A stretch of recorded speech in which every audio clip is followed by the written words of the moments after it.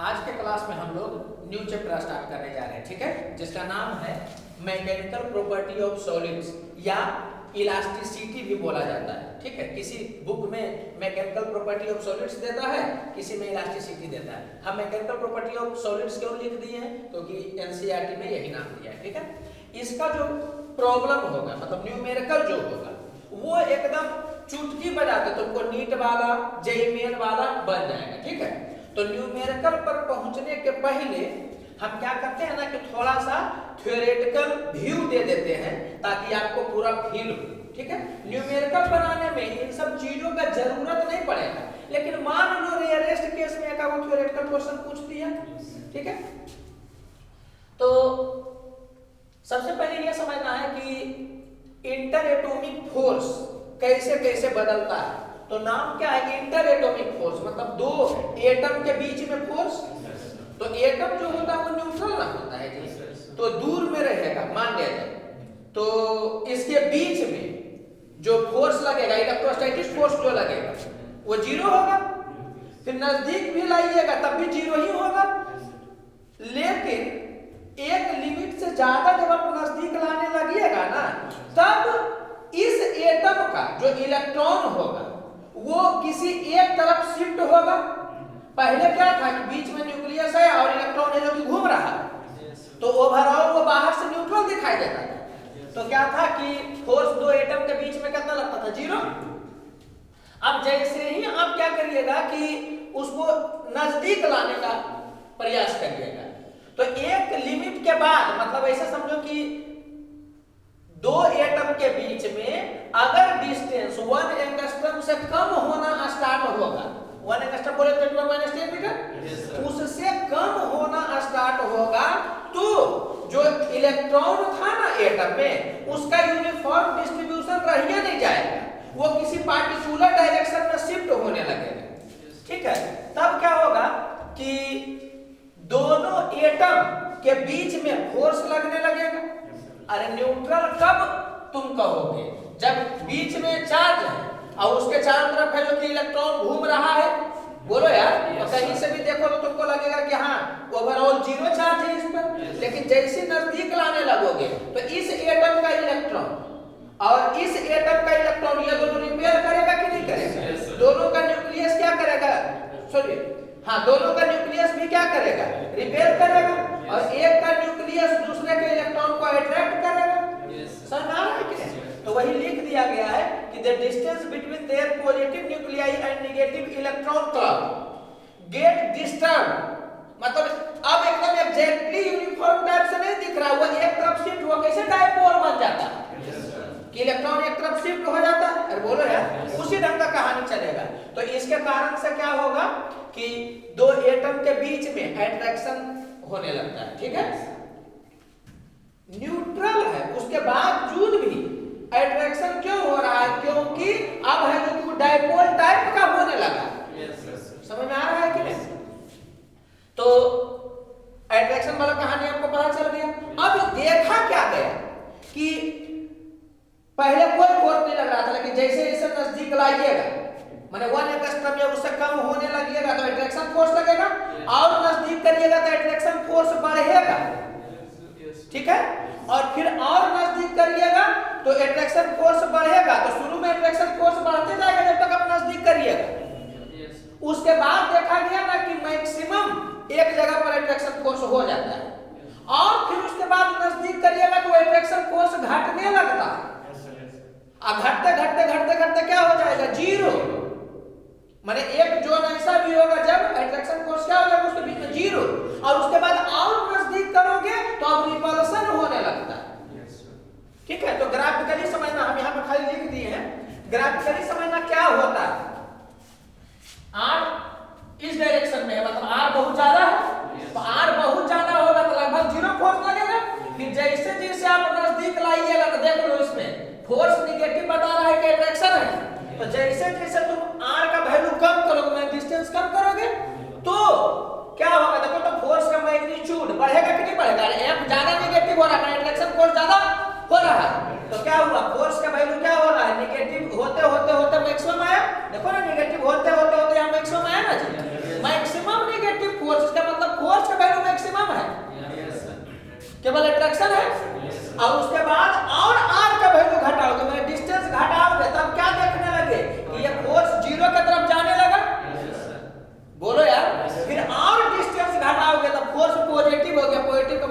Repulsion वाला हो गया।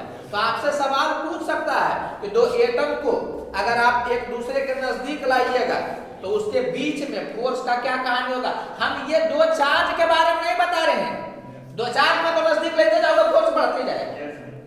दो एटम को जब आप नजदीक लाइए, समझ में आ रहा है कि जो न्यूट्रल है दोनों, तो नजदीक लाइएगा तो क्या होगा, पहले फोर्स का वैल्यू क्या होता है, इनिशियली फोर्स का वैल्यू क्या होगा, आर को कंटीन्यूअसली तुम डिक्रीज करोगे तो क्या होगा बताओ तो, पहले फोर्स क्या होगा बढ़ेगा, देन फोर्स क्या होगा मैक्सिमम पर पहुंचेगा, उसके बाद फोर्स क्या होगा डिक्रीज करेगा, और उसके बाद फिर क्या होगा माने डिक्रीज करके कहां तक पहुंच जाएगा, मैंने इसको लिख सकते थे देन एफ डिक्रीजेज टू 0, अरे बोलो यार, टू 0, और उसके बाद फिर क्या होगा, इसके बाद क्या होगा, हाँ देन एफ जो है 0 होने के बाद फिर जितना तुम नजदीक लाओगे ये कंटिन्यूअसली क्या होगा बढ़ते चल जाएगा, बशर्ते कि यहाँ होगा क्या रिपल्सन। तो इसमें ऑप्शन कैसे करके सेट कर सकता था तुमको कि दो एटम को आप कंटिन्यूअसली नजदीक लाइएगा, ठीक है, तो फोर्स कंटिन्यूअसली बढ़ेगा, फोर्स कंटिन्यूअसली घटेगा, बोलो यार, फोर्स पहले घटेगा तब बढ़ेगा, फोर्स पहले बढ़ेगा तब घटेगा, इधर को कहानी सेट करेगा, कंटिन्यूअसली 0 रहेगा। तो बच्चा बहुत सारा सोच रहा है कि न्यूट्रल है तो कंटिन्यूअसली 0 रहेगा, तो ये बात समझ में आया आपको। ये थ्योरेटिकल नॉलेज दे रहे हैं कि थ्योरी वो पूछेगा तो आप बता दीजिएगा, ठीक है। हम ये बताना चाह रहे हैं ना कि आगे जो भी पढ़िएगा तो वो आखिर हो क्यों रहा, तो ये इससे थ्योरेटिकल क्वेश्चन पूछेगा, और न्यूमेरिकल तो हम ऐसे भी बनवा देंगे, बहुत इजीली बनवा देंगे, जबकि हार्ड पार्ट होता है न्यूमेरिकल ही, लेकिन वो इजीली बनवा देंगे। इसको खाली एक बार सुन लीजिए, इसका जरूरत कम होता है, 4-5 साल में एक बार थ्योरी पूछता है, और न्यूमेरिकल वाला पार्ट से तो हर सारे 1 या 2 क्वेश्चन रहेगा। ये समझ में आ गया आपको। तो जिस डिस्टेंस पर दो एटम के बीच में मैक्सिमम फोर्स लगता है उसको क्रिटिकल डिस्टेंस बोला जाता है, ठीक है। और जिस डिस्टेंस पर दो एटम के बीच में फोर्स 0 हो गया, ये है ना 0 जी, अरे एफ यहां पर है, बाई एक्सिस 0 कब होता है, एक्स एक्सिस पर। तो जिस डिस्टेंस पर दो एटम के बीच का फोर्स क्या हो जाता है 0 हो जाता है, समझ आ रहा है कि नहीं, उसको क्या कहा जाता है, इक्विलिब्रियम डिस्टेंस कहा जाता है। वो थ्योरेटिकल खाली हम लिख दिए, ठीक है। तो हम लोग को पढ़ना है यही वाला कहानी, ठीक है, इसी के बारे में हम लोग पढ़ेंगे। अब फोर्स का ग्राफ ऐसा है तो पोटेंशियल एनर्जी का ग्राफ कैसा होगा, तो वो तो आदमी ऐसे भी बता दे सकता है, ये नहीं भी जानेगा तो आदमी बता दे सकता है एफ और आर से, क्योंकि du का वैल्यू होता है minus F vector of D है, तो वहीं से आया है। लेकिन खाली एक बार सुन लो, जब तक फोर्स समझना यहां पर, जब तक फोर्स क्या था, अच्छा ये समझ में आ रहा है कि इस डायरेक्शन में एफ नेगेटिव है मतलब अट्रैक्शन है, इस डायरेक्शन में एफ पॉजिटिव है मतलब क्या है रिपल्सन है, तो समझना थी इस जगह पर फोर्स 0 है, तो ये समझ में आ रहा है कि u और r वाला में force minus du by dr ना होगा जी, मतलब माइनस स्लोप ना होगा जी। तो ये समझ में आया कि इस ग्राफ में इस जगह पर फोर्स 0 है। अरे वर्क एनर्जी में पढ़ता है, वर्क एनर्जी तो पूरा प्रॉब्लम ही करवाया जाता है। तो अगर पोटेंशियल एनर्जी वाला कहेगा ग्राफ, तो एक तो आपको क्या है कि रखा हुआ रहना चाहिए, ऐसे होता है जिसमें ये वाला क्या बताता है, इस जगह पर स्लोप देखो तो कितना 0 होगा कि नहीं होगा, तो यहाँ पर स्लोप 0 है, इसका मतलब क्या हो गया कि du बाई dr का वैल्यू कितना हो गया 0, और माइनस du बाई dr ही ना फोर्स का लगता है 0, तो ये f का वैल्यू 0, वर्क एनर्जी में पढ़ाया ही जाता है। तो आपको क्या है कि इस दोनों ग्राफ को रट लेना, ठीक है, पकड़ा जाएगा कि तो याद ही रहेगा कि मतलब ऐसे होकर के ऐसे आता है, जहां पर ये वाला पॉइंट जो है वो इक्विलिब्रियम वाला पॉइंट है, ठीक है, और फोर्स वाला में ये कहानी, ये समझ आ रहा है कि ये पॉइंट और इस पॉइंट में अंतर है, यहाँ पर फोर्स मैक्सिमम है यहां पर देखोगे तो फोर्स क्या है, जीरो है। ये बात समझ में आ रहा है ना जी? अच्छा बताओ तो ये वाला जगह स्टेबल इक्विलिब्रियम है क्या अनस्टेबल इक्विलिब्रियम? स्टेबल इक्विलिब्रियम है। देखो वहां पर पोटेंशियल एनर्जी मिनिमम है। समझ में आ रहा है कि नहीं? ये सब नहीं भी बताते तो न्यूमेरिकल बन जाता, लेकिन शुरू में थोड़ा सा माहौल बना रहे हैं कि क्या कहानी, ठीक है? कोई दिक्कत लग रहा है इसमें? चलो अब ये समझना कि इस चैप्टर में जो भी पढ़ोगे वो क्यों होगा। तो इस चैप्टर में पढ़ना क्या है ना कि कोई ऑब्जेक्ट है, उस पर क्या करिएगा ना कि आप ऐसे फोर्स लगाइएगा, तो वो वाला ऑब्जेक्ट ऐसे फोर्स लगाता है, और अगर उसको ऐसे चापिएगा तो वो ऐसे लगाता है। तो एक्चुअली वो होता क्यों, ठीक है? तो उसको क्या है कि स्प्रिंग बॉल मॉडल से समझा जा सकता है। ऐसा मानना है कि सब एटम एक स्प्रिंग से बंधा हुआ है और इसके बीच का डिस्टेंस कितना है, तो r नॉट के बराबर। r नॉट बोले तो अभी इस दोनों के बीच में कोई फोर्स नहीं लग रहा है, सब एटम के बीच में भी कोई फोर्स नहीं लग रहा होगा, अगल बगल वाला, ठीक है? अब तुम क्या करोगे कि देख रहे हो ना स्प्रिंग बॉल सिस्टम, अब ये नॉर्मल है, ठीक है? अब तुम इसको कंप्रेस करोगे तो नहीं लग रहा है कि स्प्रिंग में ऐसे करेगा, और अगर ऐसे करोगे तो नहीं लग रहा है कि स्प्रिंग है जो कि ऐसे खींचेगा। अरे बोलो यार, तो इसमें तुम जो भी करोगे अंदर से उसका उल्टा अर्ज उठेगा, क्योंकि वो रहना चाहता है ऐसे, अब तुम ऐसे करोगे तो उसमें ऐसे होगा, तुम ऐसे करोगे तो उसमें ऐसे होगा। तो आपको समझ में आ रहा होगा, ठीक है? यहां तक तो कोई दिक्कत नहीं लगना चाहिए।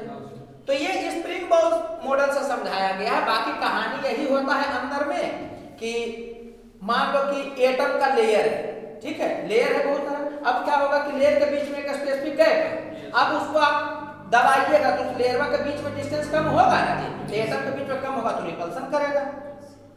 अब ये ना पता चला कि ये वाला जो है, ये वाला पोर्शन माने डिस्टेंस r = r नॉट, वहां पर फोर्स जीरो होगा।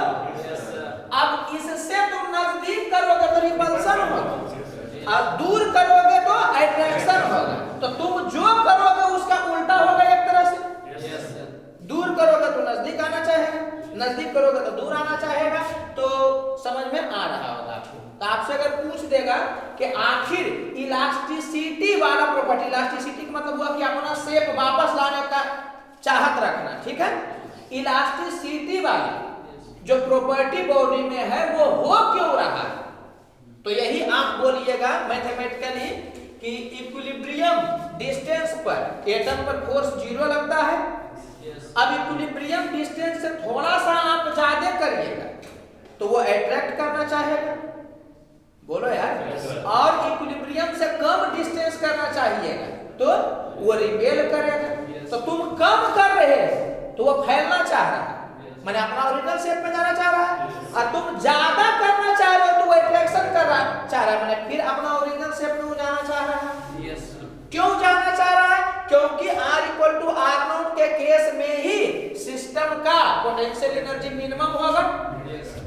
देख रहे हो, तुम डिस्टेंस बढ़ाओगे तभी पोटेंशियल एनर्जी बढ़ेगा, तो सिस्टम चाहेगा कि मेरा पोटेंशियल एनर्जी बढ़े, नहीं बढ़े। और अगर तुम डिस्टेंस कम करोगे तभी पोटेंशियल एनर्जी बढ़ेगा, तो सिस्टम हमेशा क्या चाहेगा कि हमारा पोटेंशियल एनर्जी मिनिमम रहे, बोलो यार। तो अगर थ्योरेटिकल क्वेश्चन पूछेगा कि इलास्टिसिटी वाला नेचर जो है किसी बॉडी में वो क्यों आ रहा है, तो सिस्टम अपना पोटेंशियल एनर्जी मिनिमम रखना चाहता है। कोई दिक्कत लग रहा है? मैंने अगर पूछेगा तो इसमें खाली ऐसी बहस कर रहे हैं, कोई मतलब है नहीं। अब आगे जो जो टर्म यूज होगा उसको खाली हम एक बार आंख से गुजार दे रहे, ठीक है? इसके बाद सीधे न्यूमेरिकल पर उतरेंगे जो एकदम आसानी से डील होगा, और वही वाला क्वेश्चन पूछता भी है, लेकिन चैप्टर का शुरुआत हो रहा है तो बता रहे। इलास्टिसिटी, तो इलास्टिसिटी क्या है? तो देखिए लिखा हुआ the property of matter by virtue of which a body tends to regain its original shape and size after the removal of deforming force. मतलब तुम फोर्स लगाओगे तो उसका शेप चेंज होगा, लेकिन जैसे तुम हटाओगे तो वो अपने शेप में आना चाहेगा। तो ये नेचर क्या कहलाता है? इलास्टिसिटी कहलाता है। इलास्टिसिटी क्यों होता है तो समझ में आ ही रहा होगा। तुम कुछ भी करो, कंप्रेस करो चाहे एक्सपैंड करो, तुम कर रहे हो तो उसका एनर्जी को बढ़ाने का प्रयास कर रहे हो। अब वो चाहेगा घटाना। समझ आ रहा है कि नहीं? ये समझ जाइएगा। हो सकता है फंसा है तुमको कि किसी बॉडी को स्ट्रेच किया गया, समझ आ रहा है, तो उसका पोटेंशियल एनर्जी बढ़ गया, तो बताइए कि कंप्रेस करेगा तो उसका पोटेंशियल एनर्जी बढ़ेगा कि घटेगा? क्या होगा? फिर भी बढ़बे करेगा। ये बात समझ में आया? कोई दिक्कत लग रहा है? हाँ, ये बोल सकता है कि किसी बॉडी को आप खींचते हैं, मतलब एलोंगेट करते हैं, ठीक है, तो उसके बीच में, मतलब उस कंडीशन में एटम के बीच में क्या होगा? तो तुम ऐसे किए, मैंने दूरी बढ़ाए, तो क्या होगा बताओ? तो वो अट्रैक्ट करेगा। बोलो यार। और अगर तो तुम ऐसे करोगे तो दूरी घटाए तो वो रिपेल करेगा। तो ये ध्यान रखिएगा जी, आगे थ्योरेटिकली पूछ सकता है। आप जिस ढंग का फोर्स उस पर लगाइएगा उसके उल्टा वे में अंदर से फोर्स उठता है। समझ में आया? कोई दिक्कत लग रहा है? तो इलास्टिसिटी समझ ही गए आप कि वो प्रॉपर्टी बॉडी का या मैटर का, किसका? मैटर का। यहाँ एक चीज समझिएगा जी, इलास्टिसिटी जो प्रॉपर्टी है ना, वो बॉडी का प्रॉपर्टी नहीं है, मैटर का प्रॉपर्टी है। ये आप थोड़ा सा ध्यान दीजिएगा। कौन बॉडी का होगा कौन मैटर का होगा हम देखेंगे। मैटर का प्रॉपर्टी और बॉडी का प्रॉपर्टी में क्या अंतर है? तो मैटर का प्रॉपर्टी मतलब हो गया कि ज्यादा मटेरियल है या कम मटेरियल है, उस पर डिपेंड नहीं करेगा। लेकिन कोई भी चीज अगर एरिया पर, मास पर, वॉल्यूम पर, एक्सटर्नल फोर्स पर, इस पर डिपेंड करने लगा तो तब वो होगा बॉडी का प्रॉपर्टी हो जाएगा। ये बात समझ आ रहा है? एरिया पर अरे बॉडी चेंज की है, अब वो प्रॉपर्टी चेंज हो गया, तब वो बॉडी का प्रॉपर्टी होगा, मटेरियल का प्रॉपर्टी नहीं होगा। जैसे कंडक्टिविटी, तो सोना इतना रहे चाहे इतना रहे, कंडक्टिविटी उतना ही रहेगा, कंडक्टेंस बदल जाए तो कंडक्टेंस हो गया बॉडी का प्रॉपर्टी और कंडक्टिविटी मटेरियल का प्रॉपर्टी। बात समझ में आ रहा है? अरे बोलो यार। तो समझ रहे हो? अरे इंटेंसिव प्रॉपर्टी टाइप का समझो ना, ज्यादा रहे कम रहे कोई फर्क नहीं पड़ता उस टाइम से। तो इलास्टिसिटी जो है वो मैटर का प्रॉपर्टी है, जिस प्रॉपर्टी का कारण क्या है, वो अपना ओरिजिनल शेप वापस पाना चाहता है। वापस क्यों पाना चाहता है? ताकि वो अपना पोटेंशियल एनर्जी मिनिमम कर सके, जहां तक उसका बस चलेगा। ठीक है। परफेक्टली इलास्टिक बॉडी, तो ये क्या है कि तुम उसको मान लो खींच दिए और छोड़ोगे ना तो 100% अपना ओरिजिनल शेप गेन कर ले। तो परफेक्टली इलास्टिक बॉडी हुआ। अरे सब खाली सुन लेना है, कान से गुजर जाना चाहिए। प्लास्टिसिटी क्या है? तो अगर आप उसको अपने शेप से डिस्टॉर्ट करते हैं, ठीक है, तो वो क्या है कि अपना शेप जो है वो एग्जैक्टली रिगेन नहीं कर पाता है। समझ आ रहा है कि नहीं? तो ये आपको ध्यान रखना। परफेक्टली प्लास्टिक बॉडी का मतलब क्या हुआ कि थोड़ा भी गेन नहीं करता है। अरे कुछ नहीं, इलास्टिसिटी गेन करना चाहता है, पूरा कर लिया तो परफेक्टली इलास्टिक बॉडी। प्लास्टिसिटी जिसमें क्या लिखा हुआ है कि मैटर का वो प्रॉपर्टी जिसके कारण वो अपना ओरिजिनल स्टेट को नहीं गेन करना चाहता है, कुछ गेन करता है कुछ रह जाता है। परफेक्टली प्लास्टिक बॉडी का क्या मतलब हो गया? कुछ भी गेन नहीं किया, मतलब जैसा तुम कर दिए वैसे ही रह गया। अरे सब खाली बोल रहे हैं चूंकि लिख चुके हैं, और लिख भी अपना इसमें दिया ना क्योंकि बोर्ड खाली था, उसके बाद तो फिर न्यूमेरिकल मैथ करना स्टार्ट करेंगे। इलास्टिक लिमिट क्या है इसको थोड़ा सा समझिएगा। इलास्टिक लिमिट क्या है? देखिए यहाँ क्या लिखा है, द मैक्सिमम डिफॉर्मिंग स्ट्रेस। अभी तक आप फोर्स समझिए, होता है स्ट्रेस है। The maximum deforming stress up to which a body retains its property of elasticity is called elastic limit of the material of body। ये क्या बोल रहा है? ये बोल रहा है कि एक लिमिट है, सबको हम लोग पूरा विस्तार से आगे डिस्कस करें। अभी खाली डिफिनेशन बताया जा रहा है कि हो सकता थोड़ा सा पकाऊ टाइप का लगेगा, लेकिन खाली सुन लो। इलास्टिक लिमिट नाम बोल रहा है क्या? इलास्टिक लिमिट मतलब एक लिमिट है। समझ आ रहा है कि नहीं? इलास्टिसिटी, हाँ, इलास्टिसिटी वाला नेचर का एक लिमिट है, उससे ज्यादा अगर तुम कर दोगे तो वो अपना ओरिजिनल शेप गेन करने का प्रयास तो करेगा इसको हम पूरा ग्राफ से बताएंगे, लेकिन वो पहले स्ट्रेस स्ट्रेन पढ़ा देता है, उसके बाद आगे पढ़ना। तो ये ध्यान रखिए कि इलास्टिक लिमिट का मतलब क्या हुआ कि आप शेप चेंज करिएगा और छोड़िएगा तो 100% गेन कर लेगा। इस लिमिट के बाद अगर आप करिएगा तो गेन नहीं करेगा, करेगा गेन, लेकिन पूरा गेन नहीं कर पाएगा, तो वो इलास्टिक लिमिट के बाहर वाले जोन में चल जाता है। ठीक है, तो जैसे आपसे बोल सकता है कि मैक्सिमम स्ट्रेस जहां तक करने पर बॉडी अपना शेप 100% रिगेन कर लेता है। 100% माने क्या माना कि 99% को भी लगभग 100 माना जाता है। आप बात समझ रहे हो? तो वो मैक्सिमम स्ट्रेस क्या कहलाता है? तो इलास्टिक लिमिट कहलाता है। ठीक है, अब यहां समझिएगा जी, इलास्टिसिटी ये मटेरियल का प्रॉपर्टी है, इलास्टिक लिमिट ये मटेरियल और बॉडी दोनों का प्रॉपर्टी है, मतलब बॉडी का प्रॉपर्टी। समझ में आ रहा है?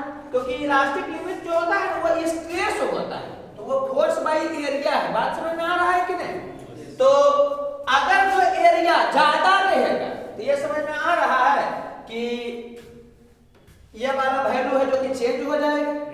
बोलो यार, फोर्स तुम ज्यादा लगाओगे तो वो वाला वैल्यू है बाई ए चेंज हो जाएगा। तो एरिया बदल देने से अगर चेंज हो जाएगा तो मटेरियल पर डिपेंड कर गया नहीं। समझ में आ रहा है ना जी? वो बॉडी पर डिपेंड कर गया। खाली ध्यान रखिएगा कि इलास्टिसिटी किसका प्रॉपर्टी है? मटेरियल का। और इलास्टिक लिमिट किसका प्रॉपर्टी है? बॉडी का। समझ आ रहा है कि नहीं? अब ये भी थोड़ा सा सुन लो, इलास्टिक फैटिग क्या है। तो इसको समझाने के पहले थोड़ा सा ये बात बोलना चाह रहे हैं कि मैग्नेट में बोला जाता है ना कि आप क्या करिएगा, हीट करिएगा, कूल करिएगा, हीट करिएगा, कूल करिएगा, तो उसका मैग्नेटिक प्रॉपर्टी क्या होने लगता है? खत्म होने लगता है।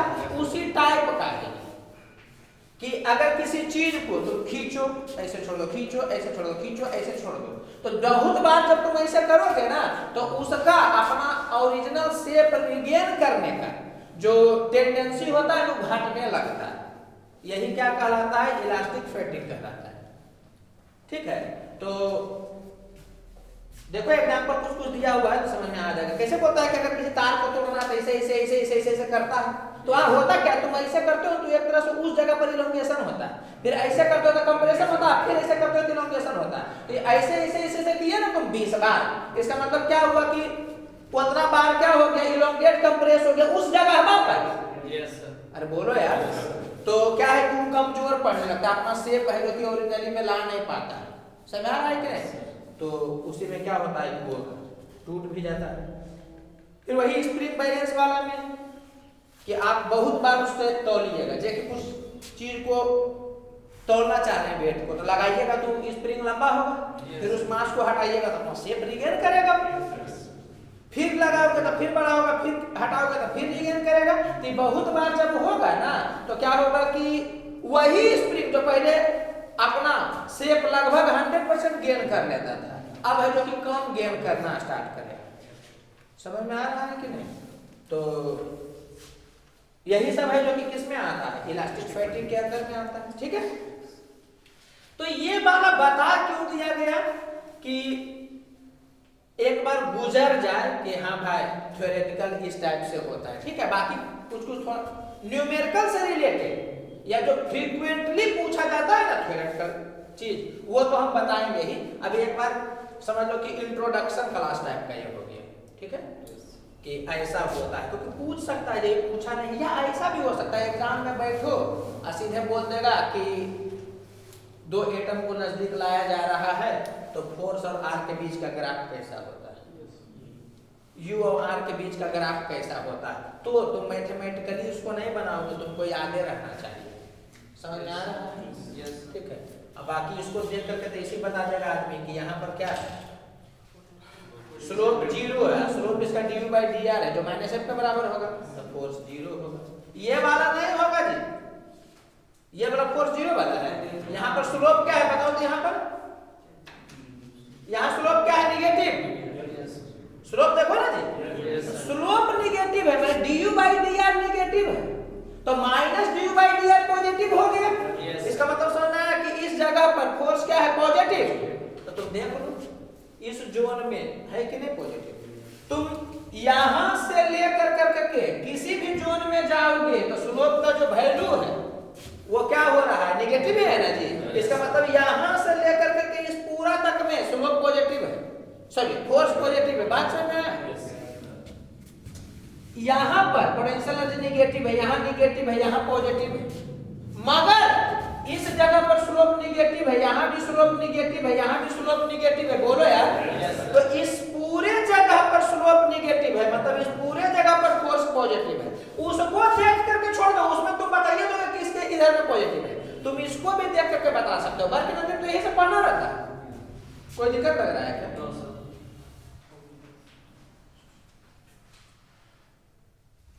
अब हम लोग स्ट्रेस के बारे में पढ़ेंगे, ठीक है। स्ट्रेस पर छोटा छोटा प्रॉब्लम होता है।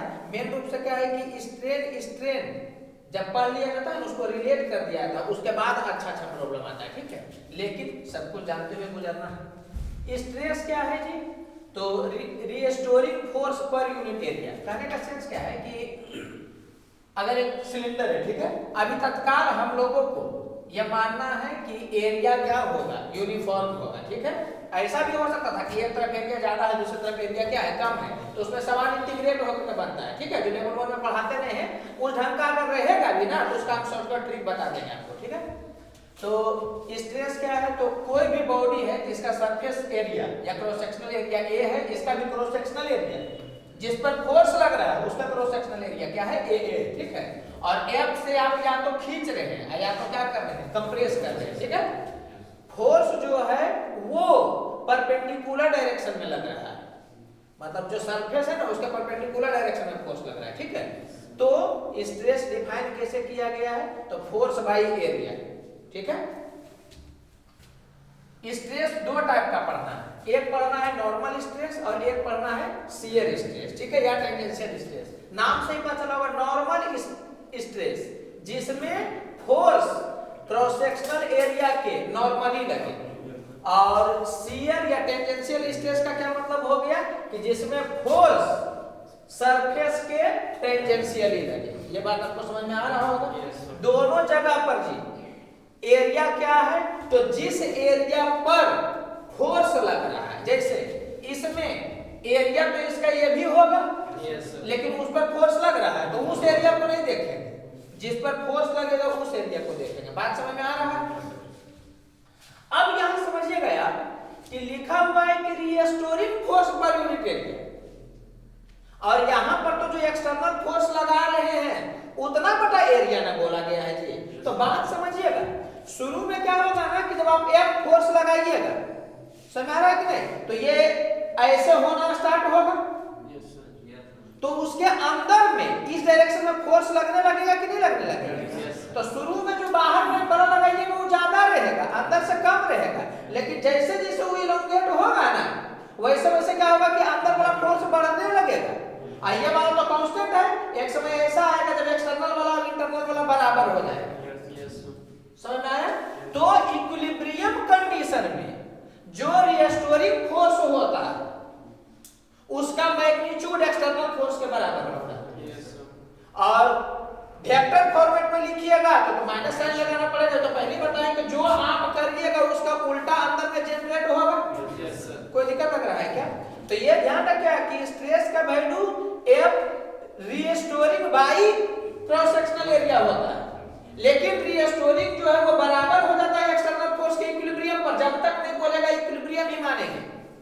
तो आप बोल चाल के भाषा में बोल सकते हैं कि स्ट्रेस का वैल्यू कितना होता है, तो F external by A at equilibrium condition. लेकिन मेन रूप से ये F एक्सटर्नल नहीं है, F रीस्टोरिंग। अरे बोलो यार, उससे कोई बहस नहीं है थ्योरेटिकल नॉलेज के लिए, लेकिन यहां पर फंसाएगा कि F रीस्टोरिंग वेक्टर फॉर्मेट में देगा तो या बोलेगा रीस्टोरिंग फोर्स बराबर होता है एक्सटर्नल फोर्स के, तो ना वेक्टर फॉर्मेट में साइन को भी ना देखोगे, मैग्नीट्यूड बाई टू बराबर होता है। कोई दिक्कत लग रहा है?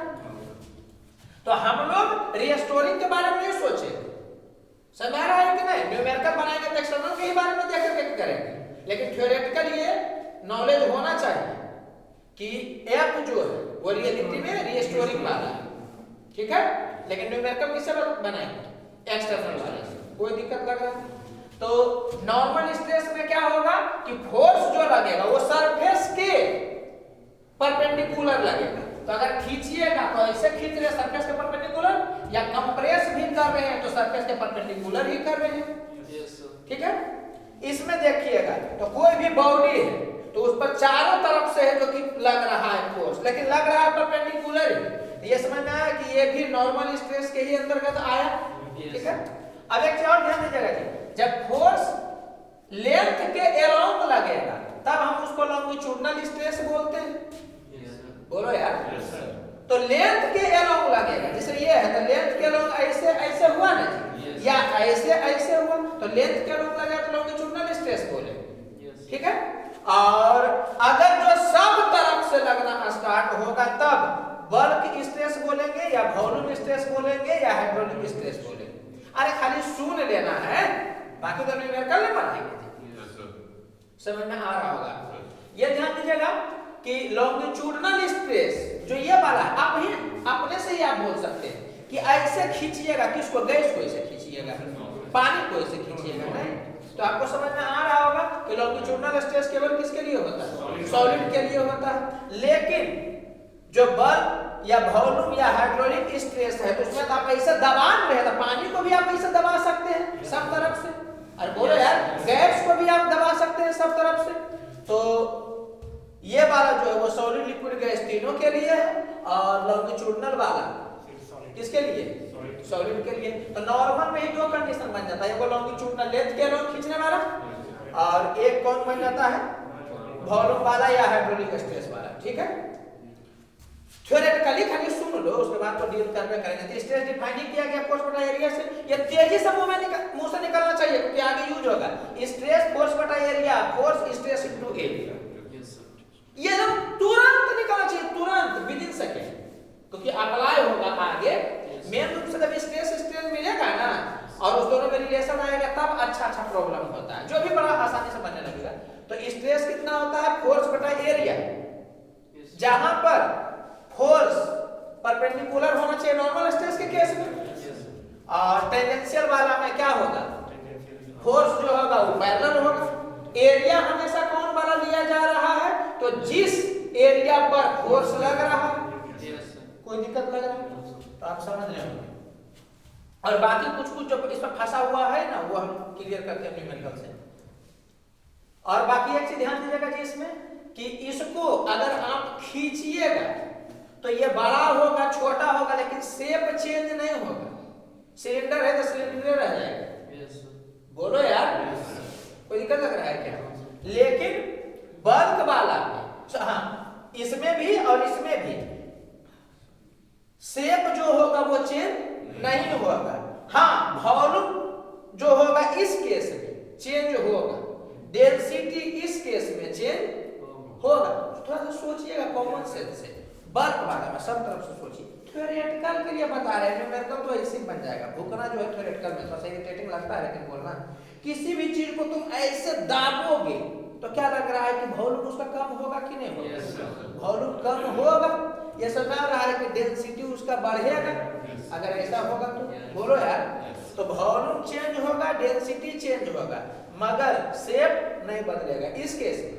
और इसमें क्या होगा कि तुम अगर ऐसे खींचोगे तो ये बढ़ेगा तो ये घटेगा भी नहीं। ये समझ में आया कि इस केस में वॉल्यूम चेंज नहीं होगा, इस केस में डेंसिटी चेंज नहीं होगा। बोलो यार, और शेप भी है जो कि चेंज नहीं होगा, जो रहेगा उसी ढंग का होगा। लेकिन इसमें क्या देखिए, वॉल्यूम चेंज होगा, डेंसिटी भी चेंज होगा। अरे वॉल्यूम कब चेंज नहीं होता है? जब एक तरफ तुम दबाओगे तो दूसरी तरफ फैलने का मौका मिले। इसमें क्या है कि सब तरफे से तुम दबाइए रहे हो। अरे थ्योरी पूछ सकता है, उसके लिए बोल रहे समझ आ रहा है कि नहीं? अच्छा बताओ, तो इसमें तुम ऐसा करके खींचोगे तो सब तरफ से तुम खींच रहे हो नहीं। ये समझ में आया कि इसमें वॉल्यूम चेंज नहीं होगा। ये समझ में आया कि इसमें डेंसिटी चेंज नहीं होगा। शेप चेंज इसमें होगा कि नहीं? तो होगा। मान लो कि पहले क्यूबॉइड था, समझ आ रहा है कि नहीं? अब उसको तुम ऐसे फोर्स लगाओगे तो ये लेयरवा ऐसे खिसकेगा ना जी, तो शेप चेंज हो गया इस। बोलो यार, एक नॉर्मल है, मैंने ये सब बता इसलिए जा रहा है क्योंकि वीडियो बना नहीं, वीडियो बनता है तो सीधे बोलता है कि ऐसा है ऐसा है ऐसा है और सीधे एग्जाम्पल पर आ जाता है, ठीक है। शियर भी जी या टेंजेंशियल स्ट्रेस है, उसमें तुम गैस को रख करके ऐसे करोगे तो होगा, वो तो डायरेक्ट नहीं से हो जाएगा। तो ये भी है जो कि किसके साथ होता है, सॉलिड के साथ होता है। ये बात समझ में आ रहा है, तो आप ध्यान रखिएगा। तो थ्योरेटिकल में ज्यादा बताना नहीं है, बाकी तो न्यूमेरिकल करते हैं। एक चीज ध्यान दीजिएगा, बल्क वाले केस में स्ट्रेस का वैल्यू फोर्स बटा एरिया होगा ना जी, तो एरिया कौन लीजिएगा, तो जितना पर फोर्स परपेंडिकुलरली लग रहा होगा, वो समझ में आ रहा होगा। और F बाई ए यहाँ पर डेल्टा P के बराबर होगा, चेंज इन प्रेशर के बराबर होगा, क्योंकि F जो है वो एक्स्ट्रा से आप लगाए, तो जो ये प्रेशर जनरेट होगा वो एक्स्ट्रा प्रेशर वाला ना है। ये समझ में आ रहा है कि डेल्टा P नेट प्रेशर नहीं है, चेंज इन प्रेशर है, ठीक है। अब बाकी एग्जांपल से क्लियर होगा। चलो अब आगे देखते हैं। इसमें दिया हुआ है कि F उधर लग रहा है, F उधर लग रहा है, ठीक है, जिसका वैल्यू 200 न्यूटन है, एरिया दिया हुआ है 5 सेंटीमीटर स्क्वायर, सॉलिड सिलेंडर है। तो आपको बताना है कि स्ट्रेस कितना होगा। एक चीज समझिएगा, बच्चा में कुछ कंफ्यूजन होता है, यहाँ पर सोचेगा कि F किधर लग रहा है, F किधर लग रहा है, समझ आ रहा है कि नहीं, तो वो सोचेगा कि नेट फोर्स 0 लग रहा है। तो ऑब्वियस सी बात है, नेट फोर्स 0 लग रहा है, ये वाला पढ़ाया गया है, इसमें नेट फोर्स लग रहा था क्या, नेट फोर्स तो है था 0, लेकिन उसी कंडीशन में ही पढ़ा गया है कि इधरों F लग रहा है, इधरों F लग रहा है। तो हमको एक तरफ वाले F बटा एरिया कर देना, कोई दिक्कत लग रहा है, नॉर्मल वाला लॉन्गिट्यूडनल वाला, ये लॉन्गिट्यूडनल वाला है कि नहीं, धीरे धीरे दिमाग खुलेगा। देखो तो इसका कितना हो गया, फोर्स 200 ऐसा यूनिट में, आइए वाला हो गया 5 और 10 टू द पावर -2 का स्क्वायर, ये हो गया न्यूटन पर मीटर स्क्वायर, यही हो गया 200 और वो ऊपर जाएगा तो 10 to the power 4 by 5 newton per metre square, ये बराबर हो गया किसके, 4 into 10 to the power 5 newton per metre square. बच्चा का सवाल था, समझिएगा इसको। बच्चा को क्या लगता है कि जब हम पढ़े थे उसमें F इधर लगता था, F इधर लगता था, उस सिचुएशन में स्ट्रेस जो होता था वो फोर्स बटा एरिया करते थे। इसमें उसको क्या दिखता है कि फोर्स तो एक के तरफ लग रहा है, बोलो यार, तो सोचता है कि उधर तो F लग करके खींच रहा था, तब हुआ था F बाई ए, इसमें एक के तरफ लग रहा है, समझ रहे हैं कि नहीं, तो उसको लगता है कुछ चेंजिंग होगा। बात समझिएगा, आप इधर फोर्स लगाइएगा, ये वाला है जो कि रेस्ट में, क्योंकि यहाँ फिक्स है जी, ये समझ में आया कि उधर 200 न्यूटन लग रहा है, तो ये वाल भी उस पर 200 न्यूटन लगा ही रहा है। तो रियलिटी में इस क्वेश्चन में और इस क्वेश्चन में फोर्स के बीच में कोई अंतर नहीं। तो ये ध्यान रखिएगा कि इधर आपको लगा दिया है 200 न्यूटन, तो दिख रहा है, यहाँ पर आपको दिख नहीं रहा है, लेकिन अगर इसको देखिएगा तो इस डायरेक्शन में वाल लगा रहा होगा कितना, 200 न्यूटन, तभी तो वो रेस्ट में होगा। तो एक्चुअली में ये दिखाएगा, तो आपको समझ जाना है कि यही कहानी है। फिर और दिमाग खुलेगा, वो हम आगे चर्चा करेंगे। जब तक स्ट्रेन और स्ट्रेस मिलेगा नहीं तब तक अच्छा प्रॉब्लम नहीं होगा, बच्चा का कहीं प्रॉब्लम होगा, लेकिन कुछ गलती हो जाता है, इसलिए बता रहे हैं। ये बात समझ में आया कि ये दिखेगा ऐसा, लेकिन रियलिटी में ऐसा हो, बोलो जी। अब कुछ बच्चा के दिमाग में क्या आ रहा होगा कि यहाँ पर फोर्स कैसे कैलकुलेट हुआ है, तो 2F बटा 2A, ऐसा नहीं हुआ। ये समझ में आ रहा है, ये नहीं सोचना कि F 2F area A 2A, तब भी करोगे तो संयोग से वही दिखेगा तुमको, लेकिन वैसे सोचना नहीं। अरे बात समझ में आ रही है, तुम डायरेक्टर सोचना, सोचने की बहुत सारी चीजें है। तो ये समझ में आया कि इसमें भी डिट्टो यही बड़ा आंसर होगा, मैग्नीट्यूड वही हम दिए हैं, कोई दिक्कत लग रहा है। तो हो सकता है कि दोनों तरफ फोर्स लगता हुआ नहीं दिखाए आपको, तो पहले देख लीजिएगा कि रियलिटी में लग रहा है कि नहीं। आगे आप पढ़िएगा एगो केस जिसमें एक के तरफ लगवे कर रहा है, दूसरा तरफ कुछ लगवे नहीं करता, तो उसका चर्चा करेंगे। कोई कोई दिक्कत लग रहा है? तो इसमें गलती नहीं होना चाहिए कि बच्चा सोचता है कि आधे फोर्स लग रहा है तो इसमें स्ट्रेस आधा कर देगा या बाई 2a कर देगा, तो गड़बड़ा जाएगा। समझ में आ रहा है? तो आप समझ रहे हो। चलिए ये क्वेश्चन क्या दिया हुआ है कि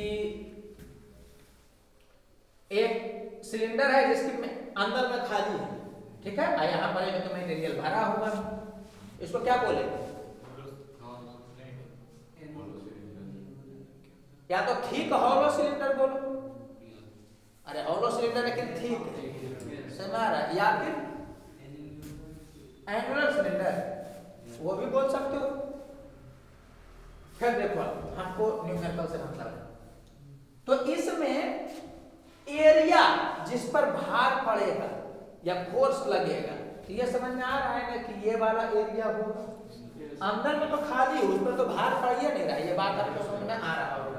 अच्छा 16 kg उस पर रखल, तो 16 kg मतलब 160 न्यूटन धरती लगा रहा होगा, तो ये उस पर उधर लगा रहा होगा। ये समझ में आया कि इस दोनों के बीच में जो फोर्स है वो 160 न्यूटन के बराबर है। इसका मतलब सिलेंडर पर भार पड़ रहा है 160 न्यूटन से, और यहाँ पर जो नीचे में वो भी लगा रहा होगा इसे। तो ओवरऑल क्या है कि इस सिलेंडर पर 160 न्यूटन से इसे और 160 न्यूटन से इसे लग रहा होगा। ये वाला मैकेनिक्स के बाद क्यों पढ़ाया जाता है चैप्टर? क्योंकि मैकेनिक्स में अगर किसी को दिक्कत रहेगा, आप किसी को पता नहीं चलेगा कि यहाँ पर इसके कारण 160 न्यूटन लग रहा है, तो फिर मैटर खत्म। समझ में आ रहा है कि? तो मैकेनिक्स के बाद इसलिए पढ़ाया जाता है। तो स्ट्रेस का वैल्यू कितना हो जाएगा? तो फोर्स कितना लग रहा है?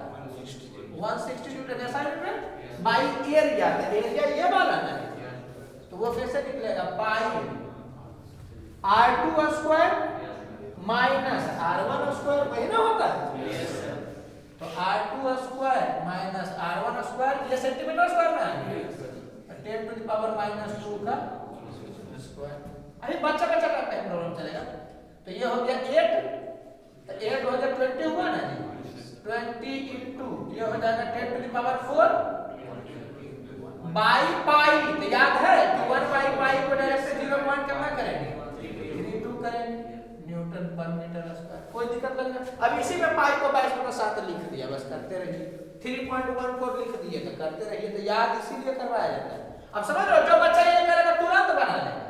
इसको क्या लिखेगा? वो 6.4 इंटू 10 टू द पावर 4। 3.14 लिखेगा तो डिवाइड करते रहो।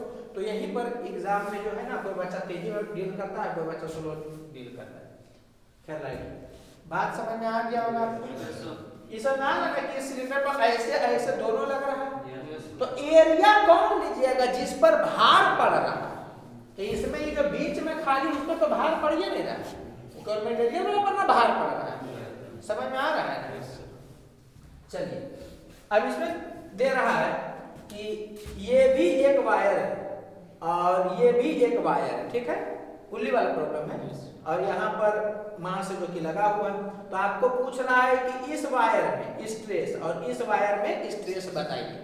तो स्ट्रेस इस वायर में चाहिए, इसका मतलब इसमें जितना टेंशन होगा उतना ही ना होगा। रस्सी में जो फोर्स होता है वो कौन होता है? तो उसका टेंशन। रस्सी में फोर्स जो लगता है वो क्या होता है? उसका टेंशन होता है। तो ये समझ में आ रहा होगा आपको कि स्ट्रेस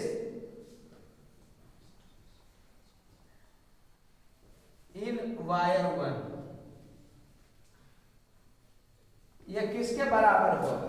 तो इस वायर में टेंशन बाई इसका क्रॉस सेक्शनल एरिया। कोई दिक्कत लग रहा है? यहाँ एक क्रॉस सेक्शनल एरिया ही दिया हुआ है, तो टेंशन कितना हो जाएगा इसमें? पुल्ली में 2 म्यू जी, याद है ना? अब इसी में टेंशन कैलकुलेट करने लगेगा, करते रहो। यही चीज जो है बच्चा को स्लो कर देता है, या नहीं बनता है, टेंशन निकालते एक आध गलती हो गया, मैटर खत्म है। तो फास्ट इसीलिए होना होता है। 2 म्यू बोले तो m1 into m2 by m1 plus m2 हुआ ना जी, इंटू जी का वैल्यू 10, तो 2 म्यू जी, ये सब नया क्यों टेंशन आ गया, बाई क्रॉस सेक्शनल एरिया कितना दिया हुआ है इसका? 2 मिलीमीटर स्क्वायर। 2 मिलीमीटर बोले तो -3 का स्क्वायर। कोई दिक्कत लग रहा है? चलिए तो कितना हो जाएगा इसका वैल्यू कर लीजिएगा यार। ये वाला तो कैंसिल हो गया, ये 6 से 4 बार में हो गया, ये 2 हो गया, ये 9 हो गया, है ना भाई। और इससे ये हो जाएगा तो 5 हो जाएगा, तो कितना हो गया 45 इंटू 10⁻⁶ न्यूटन पर मीटर। तो देख रहे हो, जिसको टेंशन नहीं याद रहेगा वो टेंशन कैलकुलेट करेगा, यही पर इरिटेटिंग हो जाता है। कोई दिक्कत लग रहा है क्या? कोई दिक्कत? अच्छा इसको कोई ऐसे भी लिख सकता था 45 मेगा पास्कल, नहीं लिख सकता है। Newton per metre square pascal है वो यूनिट बाई। स्ट्रेस और प्रेशर में अंतर होता है लेकिन unit by same. Angular momentum applied constant क्या हो जाता है नहीं, लेकिन यूनिट बाई सेम होता है, तो यूनिट तो सेम हो ही सकता है। कोई दिक्कत लग रहा है इसमें? चलिए स्ट्रेस इन वायर 2, अभी छोटा छोटा टाइप का ही सवाल रहेगा फिर अच्छा आएगा। तो इस वायर में आपको क्या करना है, स्ट्रेस निकालना है। इस वायर का टेंशन डिवाइडेड बाई इस वायर का क्रॉस सेक्शनल एरिया, तो इस वायर में कितना टेंशन होगा, तो जितना इसका तो उसका डबल ना होता है, टी इसमें 2t हो जाएगा, तो हो जाएगा इसमें कितना। ऐसे सुनो ना, कैलकुलेशन नहीं करते, डायरेक्ट समझना। टेंशन इन वायर 2, तुम ओरिजिनल क्वेश्चन में कैलकुलेशन करोगे, ठीक है, हम अभी ऐसे बता रहे हैं, बाई एरिया वायर 2 का वायर 2, तो डायरेक्ट ऐसा कर दे रहे हैं कि इसके रिस्पेक्ट में इसका टेंशन जो है वो डबल है, और इसके रिस्पेक्ट में इसका एरिया जो है वो हाफ है, तो ये वाला डबल हो गया उसके रिस्पेक्ट में, और ये वाला उसके रिस्पेक्ट में हाफ हो गया, तो ये चलेगा कितना से 4 टाइम्स हो जाएगा, तो ये वाला डायरेक्ट कर देंगे 4 इंटू ये वाला। कोई दिक्कत ना है? ओरिजिनल क्वेश्चन रहेगा तो वैसे करके नहीं बनने, वो तो कैलकुलेट ना करेंगे जी, तो कैसे लिखते हैं फॉर्मूला, तो इसमें कितना होता, तो इसका टेंशन मालूम है, तो इसका कितना हो जाता 2 into 2 mu g divided by उसका एरिया, लेकिन चूंकि कैलकुलेशन किए हुए थे और एरिया वाला में रिलेशन पता चल रहा था, टेंशन में रिलेशन पता था, तो डायरेक्ट कर दिए। कोई दिक्कत लग रहा है? चलो और भी कुछ किया जा सकता था, ये क्वेश्चन देना चाहिए था इस पर। अब बाकी सवाल और करेंगे, अभी बच्चा टाइप का है, फिर धीरे धीरे मजा आने लगेगा। जैसे कि आपको ये बोलता कि कोई बॉल है, इस पर चारों तरफ से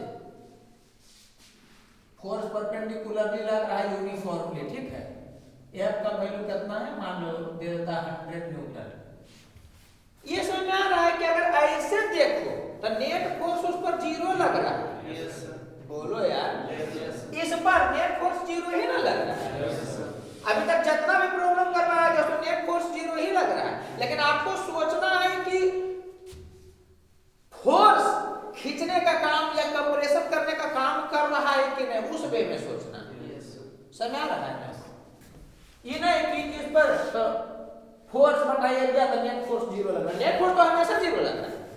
बोलो यार, तो इस पर 100 न्यूटन से कि समझो कि एक तरह से प्रेस किया है इस टाइप से, और इसका जो भी हो, मतलब बॉल का रेडियस जो दिया हुआ है वो मान लो कि 0.1 सेंटीमीटर दिया हुआ, तो आपसे पूछता कि बताइए स्ट्रेस क्या होगा, तो उसमें खुद समझ जाना है कि वॉल्यूमेट्रिक स्ट्रेस होगा। तो जो भी है बल्क स्ट्रेस कैसे होगा, फोर्स कितना लग रहा है 100, बोलो यार, बाई एरिया, तो एरिया कितना हो जाएगा बॉल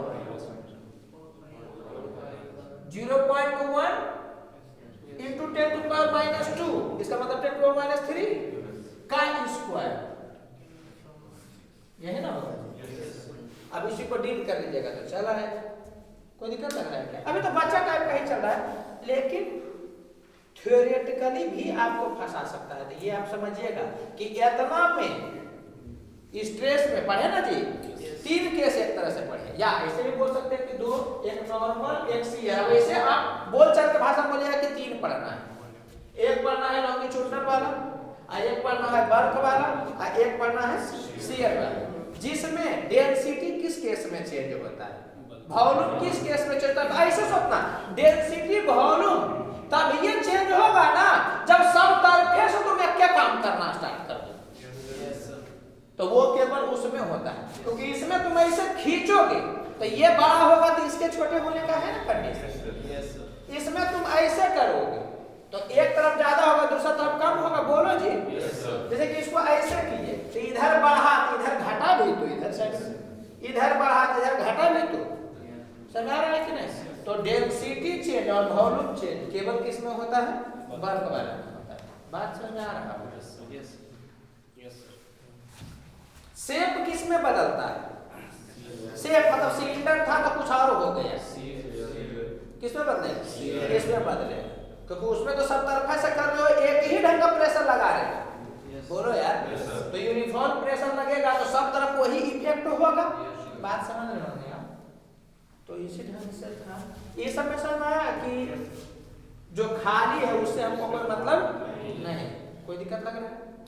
और ये भी समझना है कि लगेगा कि एक तरफ लग रहा है, लेकिन रियलिटी में उसमें दोनों तरफ लग रहा है। एक चीज समझना जी, इसमें भी ऐसे कर देगा आपको कि एक तख्ता है जिसमें क्या करेगा कि मान लो कि क्यूबॉइड को फिक्स कर दिया, ठीक है, अब केवल ऊपर में वो फोर्स ऐसे लगेगा। तो ये बात समझ में आ रहा है आपको कि उससे फिक्स ना है जी, तो तुम ऊपर में फोर्स वैसे लगाए तो नीचे वाला भी एफ से उतना ही से लगेगा, तभी तो रेस्ट में रहेगा। सेंटर ऑफ मास का मूवमेंट नहीं हो रहा है। बात समझ में आ रहा है? तो फिर दिमाग मैंने है जो कि उस डायरेक्शन में चलता है बच्चा का, कि सर तो पढ़ाए थे कि दो तरफा खींचेगा या दो तरफा कंप्रेस करेगा या ऐसे करेगा, यहाँ एक के तरफ करा तो दूसरा तरफ अगर फिक्स कर दिया तो तुमको तुरंत समझ जाना है कि वो एक तरफ दिखाया है, दूसरा तरफ खुद ब खुद हो रहा होगा। बात समझ में आ रहा है? ठीक है, तो अभी छोटा छोटा प्रॉब्लम हुआ है, लेकिन ये सब जानना था। क्वेश्चन पूछता है ऐसे ही बच्चा टाइप का क्वेश्चन पूछेगा, इसी टाइप का क्वेश्चन है जो तो पूछ देगा, लेकिन अच्छा क्वेश्चन थोड़ा सा मिक्स होगा। तो स्ट्रेस हम लोग पढ़ लिए, अब इसके बाद क्या पढ़ेंगे? स्ट्रेस। अब फिर वो दोनों जब मिलेगा ना तो उसी पर है कि पूरा कहानी तैयार चलता है। ठीक है, कोई दिक्कत? थ्योरेटिकली यहाँ पर गलती हो सकता है, ध्यान दीजिएगा। रिस्टोरिंग फोर्स का मैग्नीट्यूड एक्सटर्नल फोर्स के बराबर होता है। साइन वाइज क्या होगा? उल्टा, माने इस सरफेस पर अगर एक्सटर्नल ऐसे लगेगा तो अंदर से जो रिस्टोरिंग फोर्स होगा वो ऐसे लगेगा। यहाँ पर अगर एक्सटर्नल ऐसे लग रहा है तो अंदर वाला ऐसे लग रहा है। बोलो यार, बात समझ में? कोई दिक्कत लग रहा है?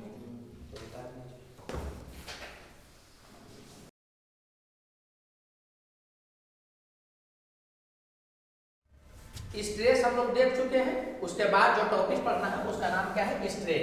इसको पढ़ लेने के बाद फिर मिक्स करके प्रॉब्लम करना स्टार्ट होगा। ठीक है, अभी थोड़ा थ्योरेटिकल है, देख लीजिए। स्ट्रेन का मतलब क्या होता है जी? तो fractional change in configuration due to, क्या लिखा गया इस बात को समझिएगा, जबरदस्ती वाला फोर्स। ये जानबूझ करके ऐसा लिखे, ठीक है, जो फोर्स आप जबरदस्ती लगाइएगा उसी को डिफॉर्मिंग फोर्स बोलते हैं। एक चीज समझिएगा, फील करिएगा थोड़ा सा। स्ट्रेस, स्ट्रेन, इसका मतलब ही क्या? स्ट्रेस का क्या मतलब होता है? तनाव, पता है ना जी? तो यहां पर जो भी डिफॉर्मिंग फोर्स लग रहा है, ठीक है, वो क्या कर रहा है ना कि उसमें एक तनाव पैदा कर रहा है, मतलब जबरदस्ती टाइप का कुछ होगा, तभी स्ट्रेस और स्ट्रेन का कंसेप्ट आ सकता है। जैसे कि आप किसी रड को हिट करिएगा तो वो अपने से फैलेगा ना जी, तब उसमें स्ट्रेस डेवलप नहीं होगा, तब उसमें स्ट्रेन डेवलप नहीं होगा। अगर खुद से वो फैलना चाहता है, खुद से वो सिकुड़ना चाहता है और वो हो रहा है, तब उसमें स्ट्रेस स्ट्रेन डेवलप नहीं होता। खुद से वो बढ़ना चाहता है और तुम बढ़ने नहीं दे रहे हो, तब स्ट्रेस हो जाएगा, तब स्ट्रेन हो जाएगा। बात समझना। तो उसको हम पूरा अच्छा से चर्चा करेंगे, मतलब थर्मल स्ट्रेस स्ट्रेन का पूरा चर्चा करेंगे। अभी बस यही बताया गया है ना कि स्ट्रेन और स्ट्रेस जो टॉपिक है उसमें फिक्स है कि कोई ना कोई जबरदस्ती वाला फोर्स है जो कि उस पर लग रहा है। समझ में आ रहा है? तो स्ट्रेस कैसे डिफाइन किया गया था? तो एक जो तुम जबरदस्ती लगा रहे हो बाई एरिया, ठीक उसी ढंग से स्ट्रेन कैसे डिफाइन किया गया है? तो fractional change in configuration due to deforming force.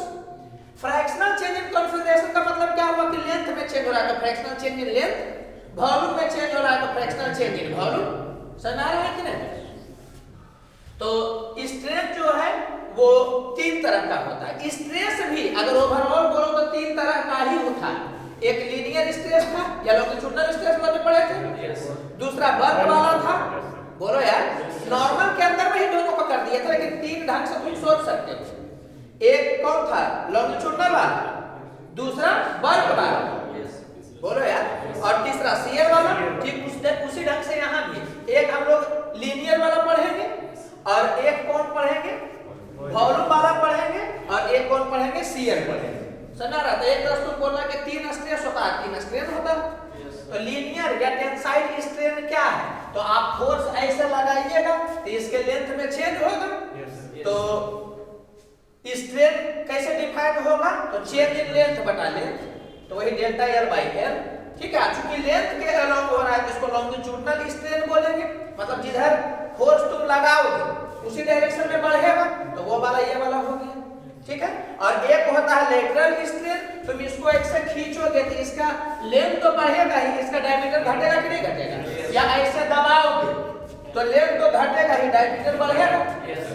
तो आप समझ रहे हो कि डेल्टा एल बाई एल हो गया लॉन्गिट्यूडनल। नाम ही बोला है लॉन्गिट्यूडनल, लेंथ के अलोंग। बोलो यार, लॉन्गिट्यूडनल कभी भी होता है लेंथ के अलोंग, और लेटरल बोलता है या ट्रांसवर्स बोलता है तो परपेंडिकुलर के अनुरूप। बात समझ में आ रहा होगा, रटना नहीं, आप खाली ध्यान रखिएगा। तो लॉन्गिट्यूडनल स्ट्रेन हो गया डेल्टा एल बाई एल, और लेटरल स्ट्रेन कितना हो गया? तो डायमीटर में जो चेंज होगा बटा ओरिजिनल फ्रैक्शन चेंज। समझ में आ रहा होगा? अच्छा, D को लिख दोगे कितना? 2r, तो 2 कांस्टेंट बाहर चल जाए आ जाएगा, और यहाँ पे लिखोगे 2r तो कट करके ये वाला हो जाएगा। तो ये एकदम तेजी में निकलना चाहिए मुंह से, क्या कि डेल्टा डी बाई डी बराबर होता है डेल्टा आर बाई आर के। तो 2 यहाँ भी आता है, 2 यहाँ भी आता है, कट करके वही हो जाता है। इस चैप्टर में जी एक दो चीज और है जो कि मुंह से एकदम तेजी से निकलना चाहिए। जैसे कोई सर्किल है, ठीक है, तो या कोई डिस्क है तो उसका एरिया पाई आर स्क्वायर बोलते हैं ना जी, तो उसी से पाई डी स्क्वायर बाई 4 भी आ जाता है। ये दोनों तेजी से निकलना चाहिए, ये नहीं कि आर को डी में कन्वर्ट कर रहे हैं फिर सोच रहे वैसा करें। समझ आया? तो एरिया बोलेगा तो पाई आर स्क्वायर, और दूसरा मुंह से क्या निकलना चाहिए? पाई डी स्क्वायर बाई 4, जहां डी डायमीटर है। ये तेजी में निकलना चाहिए, जो तेजी बोलेंगे उसको तेजी में ही ध्यान रखना, तब सवाल एकदम चुटकी काट कर बनने लगेगा। वो बता रहे हैं, अभी तो थोड़ा थ्योरेटिकल ही चल रहा है। तो एक स्टेप समझ में आया ना क्या हुआ कि आप लेंथ के अलोंग फोर्स लगाए, तो लेंथ के अलोंग फोर्स लगाइएगा तो केवल लेंथ ही चेंज नहीं होगा, उसका ये भी चेंज होगा। तो जो लेंथ के अलोंग चेंज होगा उसको लॉन्गिट्यूडनल स्ट्रेन बोलेंगे। ठीक है, और जो लेंथ के परपेंडिकुलर डायरेक्शन में चेंज होगा उसको लेटरल स्ट्रेन बोलते हैं। अगर इसका नाम ट्रांसवर्स स्ट्रेन भी बोल दिया जाए तो कोई आश्चर्य नहीं होगा। बोलो जी, तो आपको समझ में आ रहा होगा। ये ध्यान रखना, डेल्टा डी बाई डी बराबर होगा डेल्टा आर बाई आर। ठीक है, तो रटे हुए रहना। तो एक ये हो गया। उसके बाद कौन पढ़ेंगे? Volumetric strain. इसमें भी वही है कि सब तरफ से आप क्या कर रहे हैं कि फोर्स लगा रहे हैं, तो इसका वॉल्यूम में कमी आएगा कि नहीं आएगा? तो पहले वॉल्यूम भी था, मान लेते हैं कि बाद में डेल्टा भी से घट गया, तो वॉल्यूमेट्रिक स्ट्रेन कितना हो जाएगा? डेल्टा वी बाई वी हो जाएगा। Fractional change. अच्छा, ये समझ आ रहा है कि स्ट्रेन जो है उसका कोई यूनिट नहीं होगा, कोई डायमेंशन नहीं होगा। फ्रैक्शन का कभी भी यूनिट और डायमेंशन नहीं होता। बोलो यार, फ्रैक्शन और परसेंटेज का कभी भी यूनिट और डायमेंशन नहीं होता। ये बात आपको समझ में आ रहा होगा। कोई दिक्कत लग रहा है? एक चीज समझिएगा, ये डेल्टा भी जो एक्स्ट्रा लगा है फोर्स या प्रेशर उसके कारण हुआ है। अगर जो बाहर में जो प्रेशर लग रहा था उसमें आप कुछ कमी करिएगा तो ये बढ़ेगा, तब भी ये समझ में आया कि डेल्टा V बाई V ही होगा। बोलो यार। और स्फीयर के केस में और क्यूब के केस में एकदम तुरंत मुंह से निकलना चाहिए, नहीं निकलेगा तुमको समझ में आने के बावजूद भी सवाल नहीं बनेगा, क्योंकि वो इधर करते रह जाओगे, दिमाग ही नहीं काम करेगा।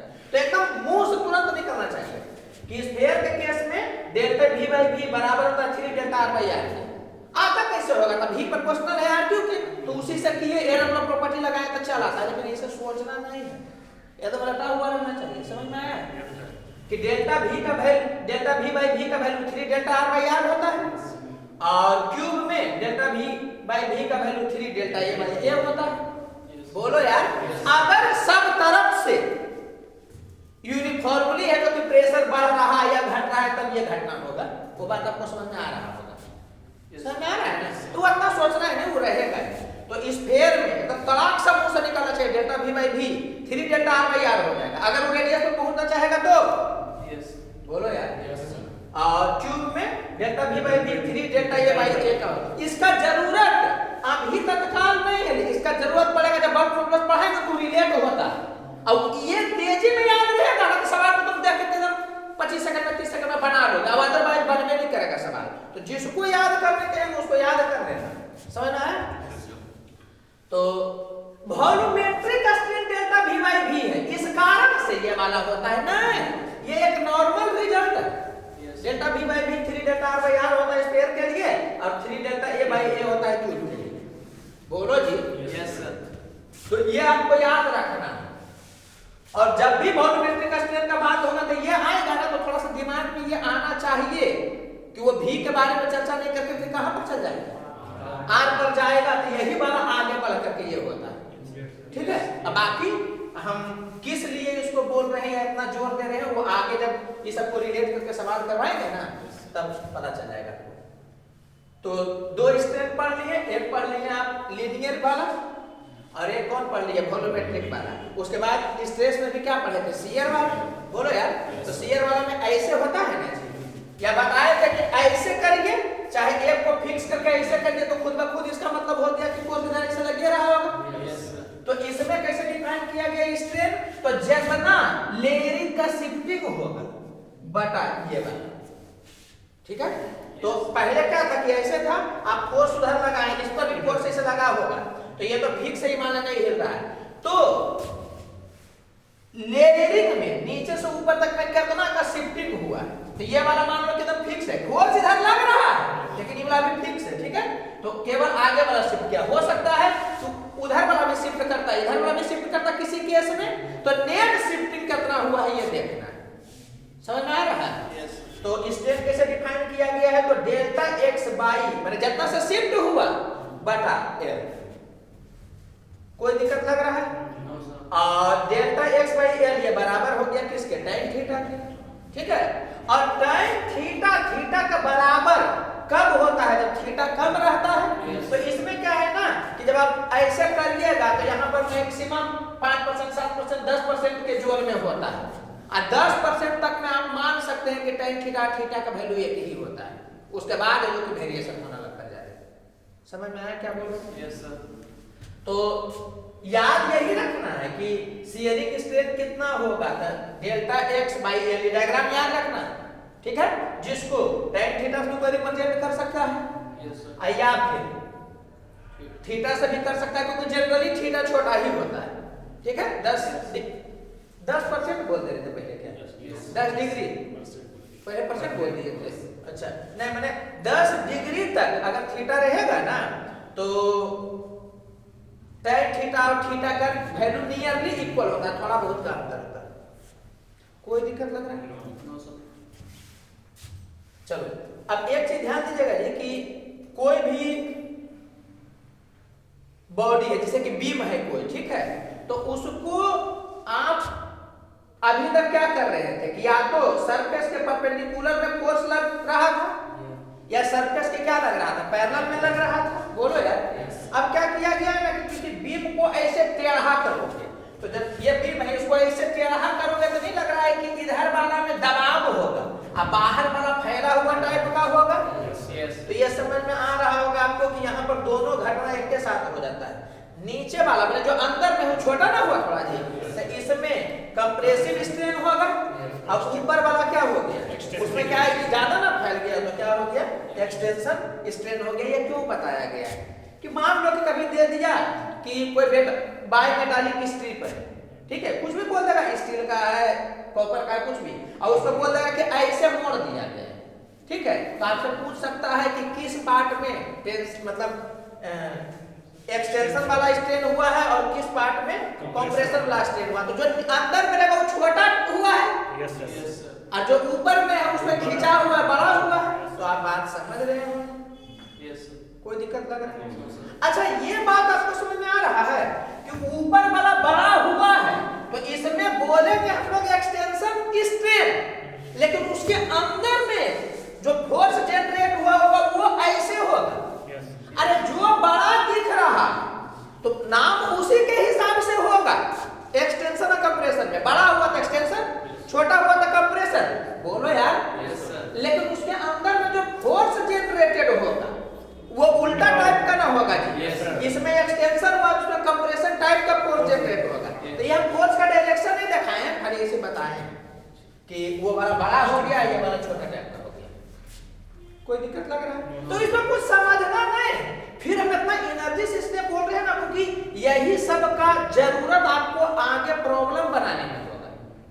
वहां पर क्या होता है कि देता है वर्क मॉडुलस, दे देगा क्यूब, बोलेगा क्या कि बताइए कि उसके एज में कितना का चेंज होगा।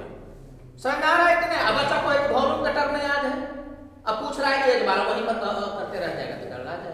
तो इसलिए हम बोल रहे हैं वहां पर वॉल्यूम से रिलेटेड रहेगा, ये रिलेटेड रहेगा। और जैसे एज का बात करेगा आपको तुरंत समझ आएगा, जाना है कि क्या है, मूव कर जाता है एक स्टेप, जैसे मूव करिएगा बन जाए। बात समझ में आ रहा है? कोई दिक्कत लग रहा है क्या? ठीक है। अब स्ट्रेन और स्ट्रेस को रिलेट करके सवाल जो बनता है ना, वही मेन सवाल होता है। हम लोग का एम भी वहीं पर पहुंचना है।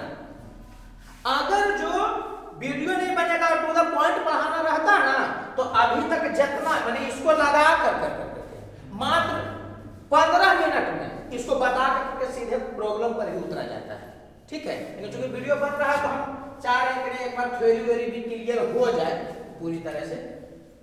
कोई थ्योरी भी पूछेगा तो सब इसे समझा जाएगा।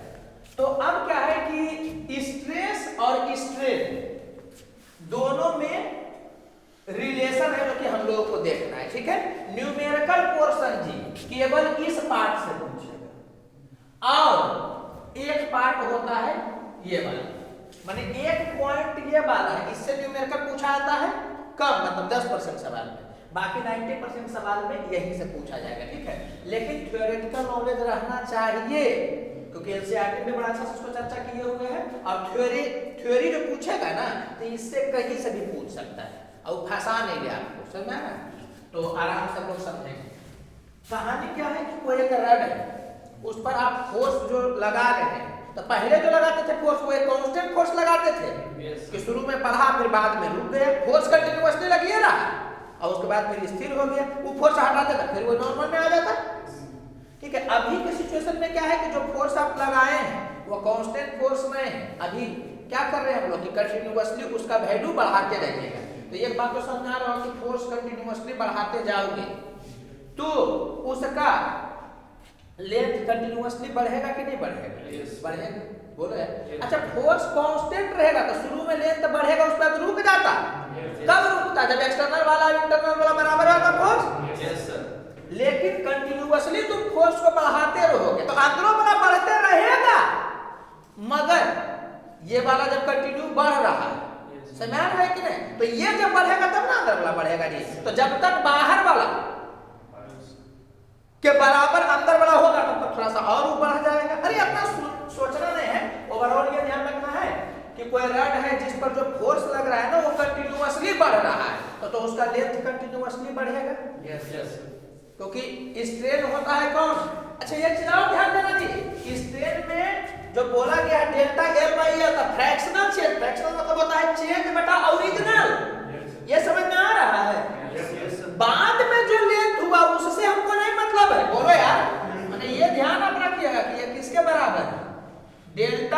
By L initial. जैसे कि मान लो कि तुमको क्वेश्चन दे देगा कि एक रड है जिसका लेंथ एल है, ठीक है, और उसको खींचा गया तो उसका लेंथ हो गया 3l/2।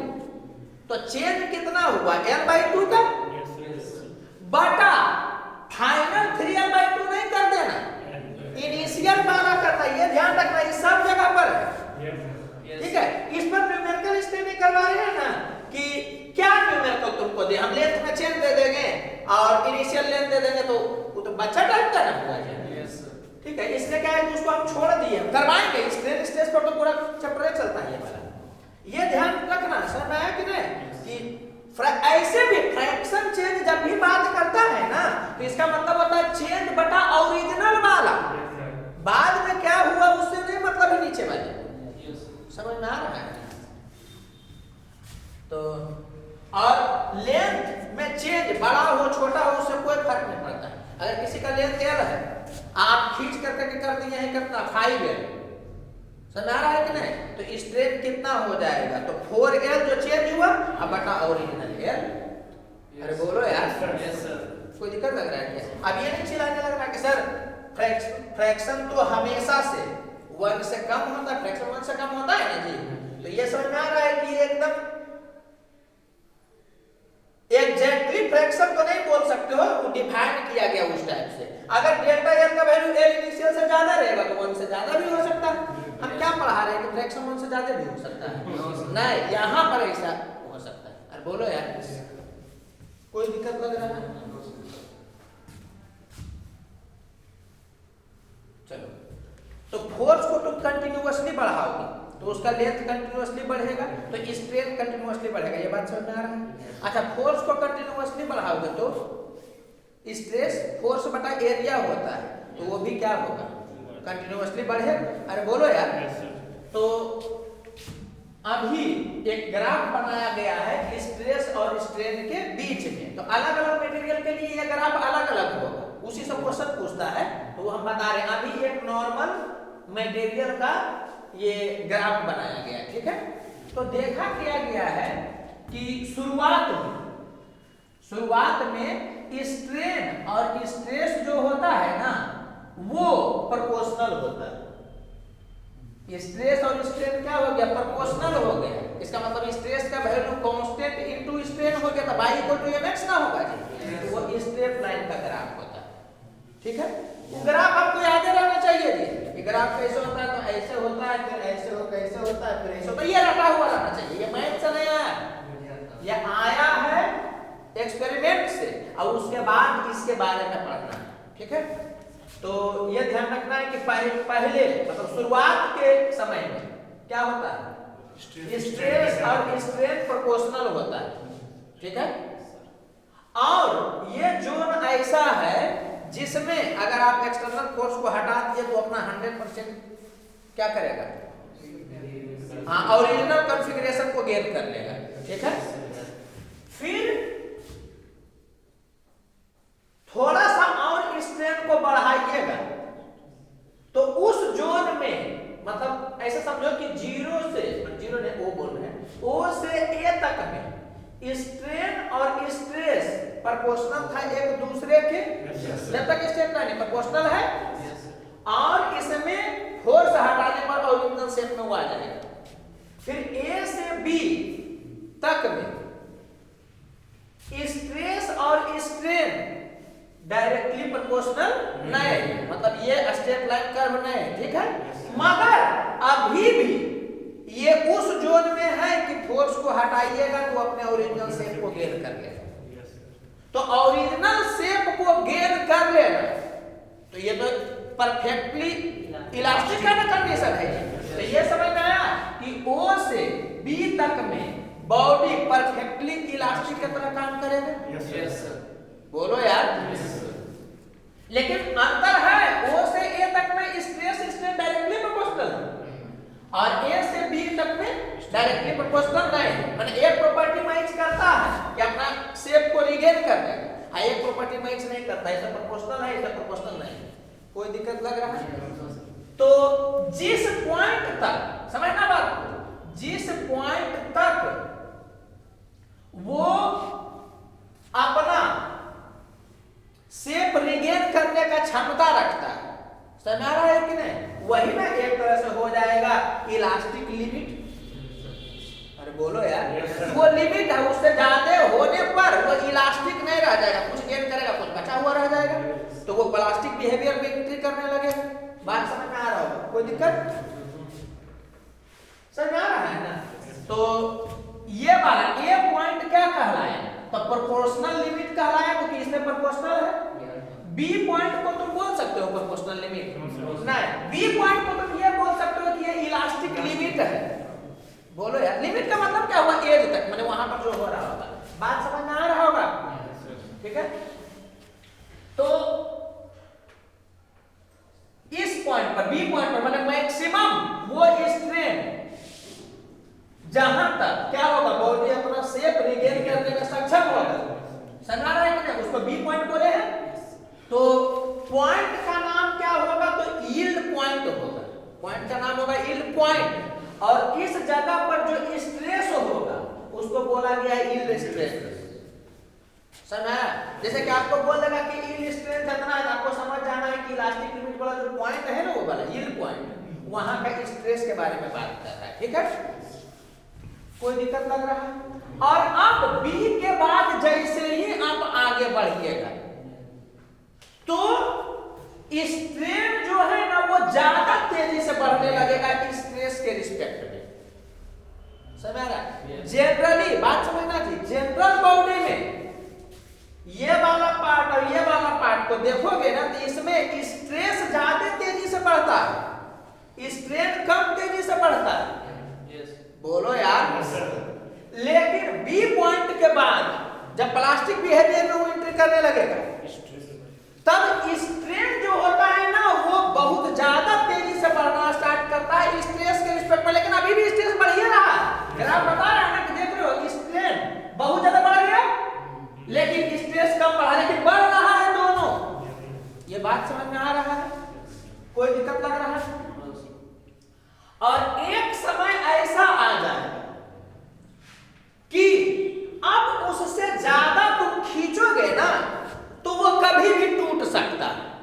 टूटा नहीं है, कभी भी टूट सकता है, मैंने उसका गारंटी नहीं है। तो जो मैक्सिमम स्ट्रेस होगा, समझ आ रहा है कि नहीं, उसको बोला गया है क्या? तो कई नाम बोला था, ब्रेकिंग स्ट्रेंथ बोलेगा। ब्रेकिंग स्ट्रेंथ देगा तो फोर्स के बारे में नहीं समझना। देख रहे हैं यहाँ पर वो स्ट्रेस का वैल्यू है।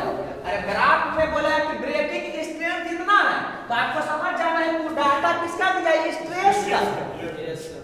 समझ में आया? मतलब वो फोर्स बाई एरिया का डाटा दिया है। बच्चा में जनरली ये मिसकंसेप्शन होता है कि वो बोलता है ब्रेकिंग स्ट्रेंथ तो वह समझ जाता है कि इसका मतलब इतना फोर्स के बारे में बात कर रहा है, वो फोर्स बटा एरिया के बारे में बात कर रहा है। कोई दिक्कत लग रहा है? कि इस जोन तक आने में तुम क्या कर रहे थे कि फोर्स का वैल्यू बढ़ाते जा रहे थे, तब ये स्ट्रेस भी बढ़ रहा था और स्ट्रेन भी बढ़ रहा था। शुरुआत के केस में जनरली हम बोल रहे हैं स्ट्रेस ज्यादा तेजी से बढ़ता है, स्ट्रेन थोड़ा कम तेजी से बढ़ता है। लेकिन प्लास्टिक वाले बिहेवियर में जैसे एंट्री करता, बी के बाद प्लास्टिक वाला बिहेवियर होने लगा उसका, हमें नहीं बोले प्लास्टिक के बढ़िया बिहेवियर होने लगा। तो इसमें स्ट्रेन ज्यादा तेजी से बढ़ता है, स्ट्रेस कम तेजी से बढ़ता है, लेकिन फोर्स अभी भी लग जो उसको बढ़ रहा था।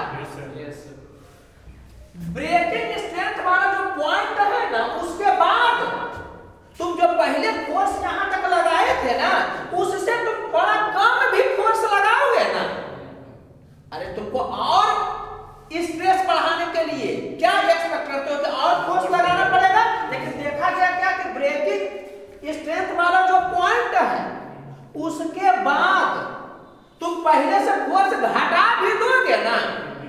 अरे बोलो यार, तो स्ट्रेस तो घट जाएगा लेकिन स्ट्रेन कंटिन्यूअसली बढ़ते रहे, नहीं पहुंचा पाए। बात समझना, तो पहले समझो।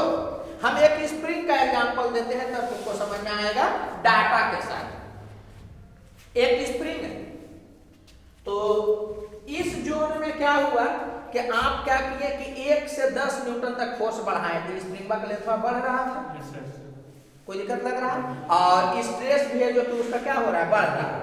तो 1 से 10 न्यूटन तक किए तो यहाँ आ गए। अब 10 से 20 न्यूटन तक किए तो क्या हुआ कि इसका लेंथ बढ़ते रहा, स्ट्रेस भी बढ़ते रहा। अब यहां पर पहुंच गए तो 20 न्यूटन कर चुके हैं। अब आप क्या एक्सपेक्ट करते हैं कि थोड़ा और फोर्स बढ़ाएंगे तब स्ट्रेस बढ़ेगा और स्ट्रेन बढ़ेगा?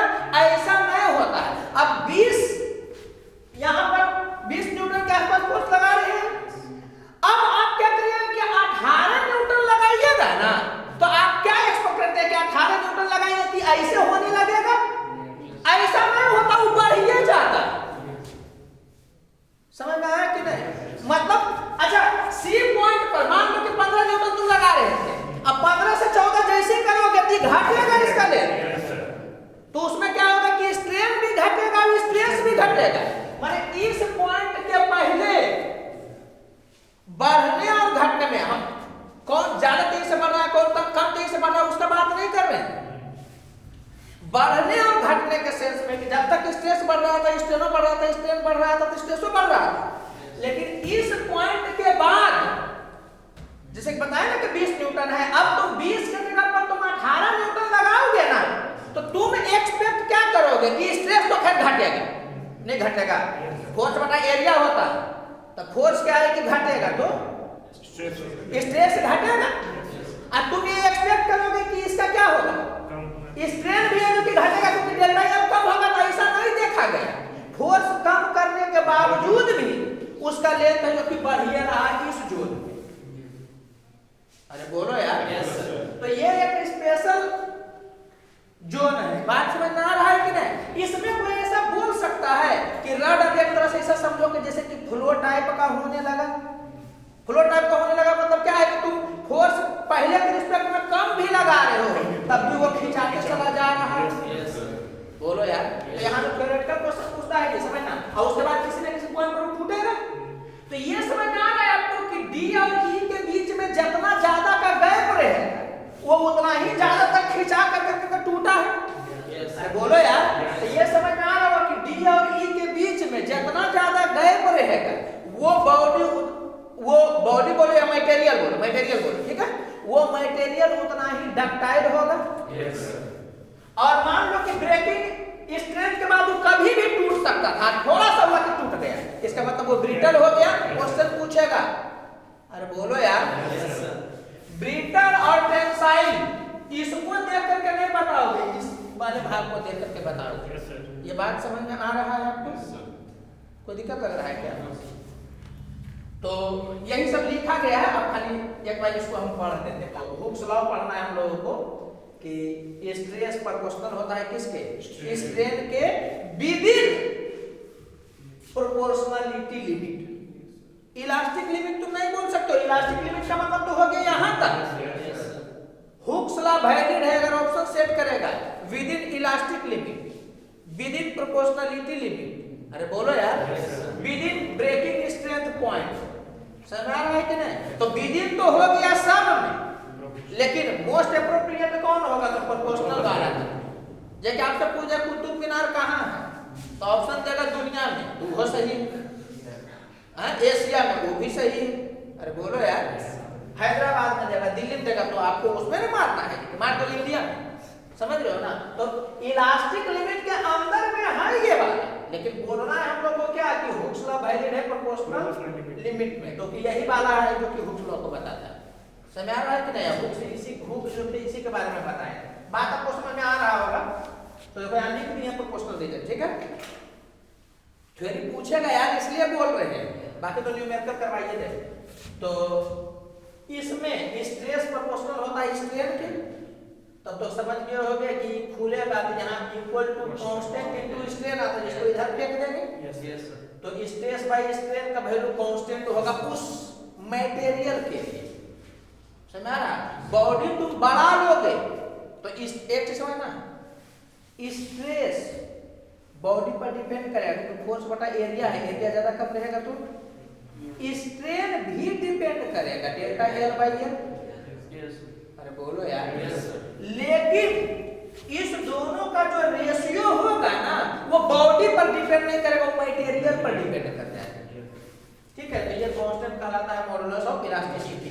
इतना कहानी नहीं सोचना है, अब से वो लाइन हो गया, मॉडुलस ऑफ रिजिडिटी बराबर होगा stress by strain with in proportionality limit बोलो या प्रोपोर्शनल रीजन बोलो या प्रोपोर्शनल लिमिट बोलो, खाली लिमिट बोलना, लिमिट नहीं बोलना। ये बात समझ में आ रहा है ना? और बाकी बहुत यूज नहीं है जी, माने इन सब चीजों का आपको बोलेगा क्या कि स्ट्रेस इतना स्ट्रेन इतना है, नहीं भी बोलेगा तो आपको समझ जाना है किसी जोन के बारे में बात कर रहा है। लेकिन चूंकि वीडियो बन रहा है तो थ्योरेटिकली सब कुछ बता देना चाह रहे हैं, जानना चाहिए। देखो होता क्या है समझना, ऐसे नॉर्मल में पढ़ाया जाता है ना तो इतना नहीं चर्चा किया जाता है, उसे बोला जाता है कि टू द पॉइंट ऐसे ऐसे है, बाकी थ्योरेटिकली एनसीईआरटी पढ़ लेता है बच्चा, और टीचर का काम रहता है न्यूमेरिकल वाला पार्ट डील कर देना। समझ आ रहा? थोड़ा बहुत थ्योरी बताया तो भाई 90% है जो कि एग्जाम में थ्योरी वाला काम चल जाए, 10% के लिए बच्चा को पढ़ना पड़ता है। वीडियो बनाने में क्या होता है कि सब कुछ यही बता दिया जाता है। कोई दिक्कत लग रहा है? बोलो यार। तो इसको एक बार बोल दे रहे हैं, तो OA तक में हुक्स लॉ है जो कि फॉलो होता है, और OA को क्या बोला गया है? प्रोपोर्शनल रीजन बोला गया है। बोलो जी। और इसमें स्ट्रेस प्रोपोर्शनल होता है, स्ट्रेस का भी आपको हम एक्सप्लेन कर चुके हैं, ठीक है। याद रखिएगा मॉडुलस ऑफ इलास्टिसिटी ये बराबर होता है स्ट्रेस बाय स्ट्रेन, क्योंकि मॉडुलस ऑफ इलास्टिसिटी भी 3 ढंग का पढ़ना है इसमें। सब तीन टाइप का सोचिएगा, स्ट्रेस भी, स्ट्रेन भी और मॉडुलस ऑफ इलास्टिसिटी भी। तो यह 3 इसका 3 इसका 3 समझ आ रहा है कि नहीं? तो एक एक का रेशियो लिया जाता है ना, तो ये वाला आते चल जाता है। तो हम लोग देखेंगे मेन रूप से वहीं से न्यूमेरिकल स्टार्ट होगा, तो बात आपको समझ में आ रहा होगा। OB, तो O से B बताइए चुके हैं कि इलास्टिक रीजन है। इसमें क्या है कि बॉडी अपना ओरिजिनल डायमेंशन में क्या होगा वापस आ जाएगा, अगर आपको हटा दीजिए तो। कोई दिक्कत लग रहा है? फिर AB का चर्चा किया, AB में बताइए कि प्रोपोर्शनल है, इसी टाइप का ये है, बस खाली अंतर क्या है कि प्रोपोर्शनल नहीं, लेकिन इलास्टिक वाले ही जोन में आता है। उसके बाद क्या हो गया B से D तक में, ये तो समझ में आ रहा हो कि B से D तक में स्ट्रेन ज्यादा तेजी से बढ़ा है स्ट्रेस के रिस्पेक्ट में, पहला चीज बोलो यार। और दूसरा चीज, अगर यहां से ज्यादा अगर आप उसका लेंथ खींच दिए, समझ आ रहा है कि नहीं, तब छोड़िएगा तो रिगेन करेगा, लेकिन 100% वो रिगेन नहीं करेगा, कुछ ना कुछ उसमें रह ही जाएगा। अरे बोलो यार। तो यही बोला गया कि B से D तक में स्ट्रेन इंक्रीज होता है बहुत तेजी से। अरे बोलो यार। इवन स्ट्रेस जो है कम भी बढ़ेगा, तब भी स्ट्रेन बहुत ज्यादा तेजी से बढ़ जाता है, ठीक है। और यहाँ क्या दिया देखो, can't return to original dimension when f external equal to 0। इसका मतलब बच्चा को ना थोड़ा सा मिसकंसेप्शन भी हो जाता है कि इसमें घुस गया तो फोर्स हटाएंगे तो अपना शेप में आना नहीं चाहेगा, आएगा लेकिन 100% लौट कर नहीं आएगा। ये नहीं सोचना कि इसमें घुस गए तो अब छोड़ेंगे तो जैसे वैसे रह जाएगा, नहीं, वो गेन करेगा लेकिन पूरा का पूरा नहीं गेन करेगा, यहाँ तक में पूरा का पूरा गेन कर लेगा। अंतर बात चल रहा है ना? थ्योरी पूछेगा यार, न्यूमेरिकल ऐसे ही हम करवा देंगे, सब टाइप करवा देंगे ना, इजीली बन जाएगा। थ्योरी में थोड़ा सुनना पड़ेगा। और क्या बोल रहा है, इस लाइन का मतलब समझिएगा, क्या बोल रहा है, इसी जोन में, इस जोन में कि स्ट्रेस में 0 बट स्ट्रेन कांट 0, इसका मतलब समझना। इस जोन में मान लो कि किसी सी पॉइंट पर तुम पहुंचे हुए हो, ठीक है, इसके बीच में कोई पॉइंट उठा लोगे तो उसका नाम दे दिए सी। तो इस जगह पर तुम क्या करो कि एक समय पर उसको हटा दो, तो स्ट्रेस 0 होगा कि नहीं बताओ? तो होगा 0। लेकिन चूंकि यहां का बात कर रहे हो तो उस मान लो कि तुम फैला रहे थे तो उस सिकुड़े का भी तो ओरिजिनल लेंथ में आ जाएगा, कुछ ना कुछ तो चेंज रह जाएगा। तो स्ट्रेन 0 हो पाएगा, इसके बाद आगे बढ़ गए तो बात समझना जी। बी पॉइंट तक, बी पॉइंट को हम लोग इलास्टिक लिमिट या यील्ड पॉइंट बोलेंगे, ठीक है। बी पॉइंट तक अगर तुम फोर्स स्ट्रेस को 0 करने का प्रयास करोगे, स्ट्रेस बोला जा रहा है ओवरऑल फोर्स का बात हो रहा है, अगर बी पॉइंट तक तुम स्ट्रेस जीरो करने का बात करोगे तो स्ट्रेस जीरो होगा कि नहीं होगा? होगा। एक तो तुम ऐसे सोच सकते हो कि एक को जीरो करोगे दूसरा जीरो होगा इस लिमिट में, और यहाँ भी जीरो हो जाएगा। रीजन जैसे तुम फोर्स को हटाओगे तो अपना शेप रिगेन कर लेगा तो डेल्टा एल का वैल्यू जीरो होगा। ये ग्राफ लगता है कि बहुत मतलब नहीं कि हाँ भाई ऐसे ही हो जाएगा, तो बच्चा धीरे धीरे मैंने क्या करता है ना, धीरे धीरे बच्चा क्या करता है कि एक बार ऊपर से देख लेता है कि ठीक है काम चल जाएगा, तो मैं सवाल पूछ नहीं रहा हूँ, चाहेगा तो बड़ा जोर से लपेटेगा। ये बात समझ आ रहा है कि यहाँ से यहाँ तक मैंने इलास्टिक लिमिट के अंदर में जो है उसमें अगर स्ट्रेस जीरो होगा तो हर हालत में स्ट्रेन भी जीरो होगा।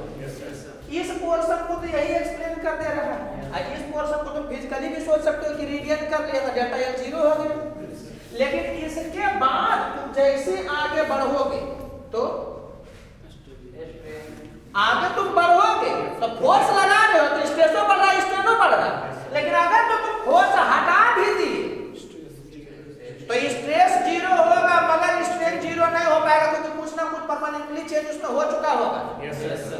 समझ आ रहा है कि नहीं? तो जो परमानेंटली चेंज हो चुका होगा मैंने एक तरह समझो कि सेट हो गया है वो, तो इसका नाम ही दिया गया परमानेंट सेट। समझ रहे हो ना बड़ो?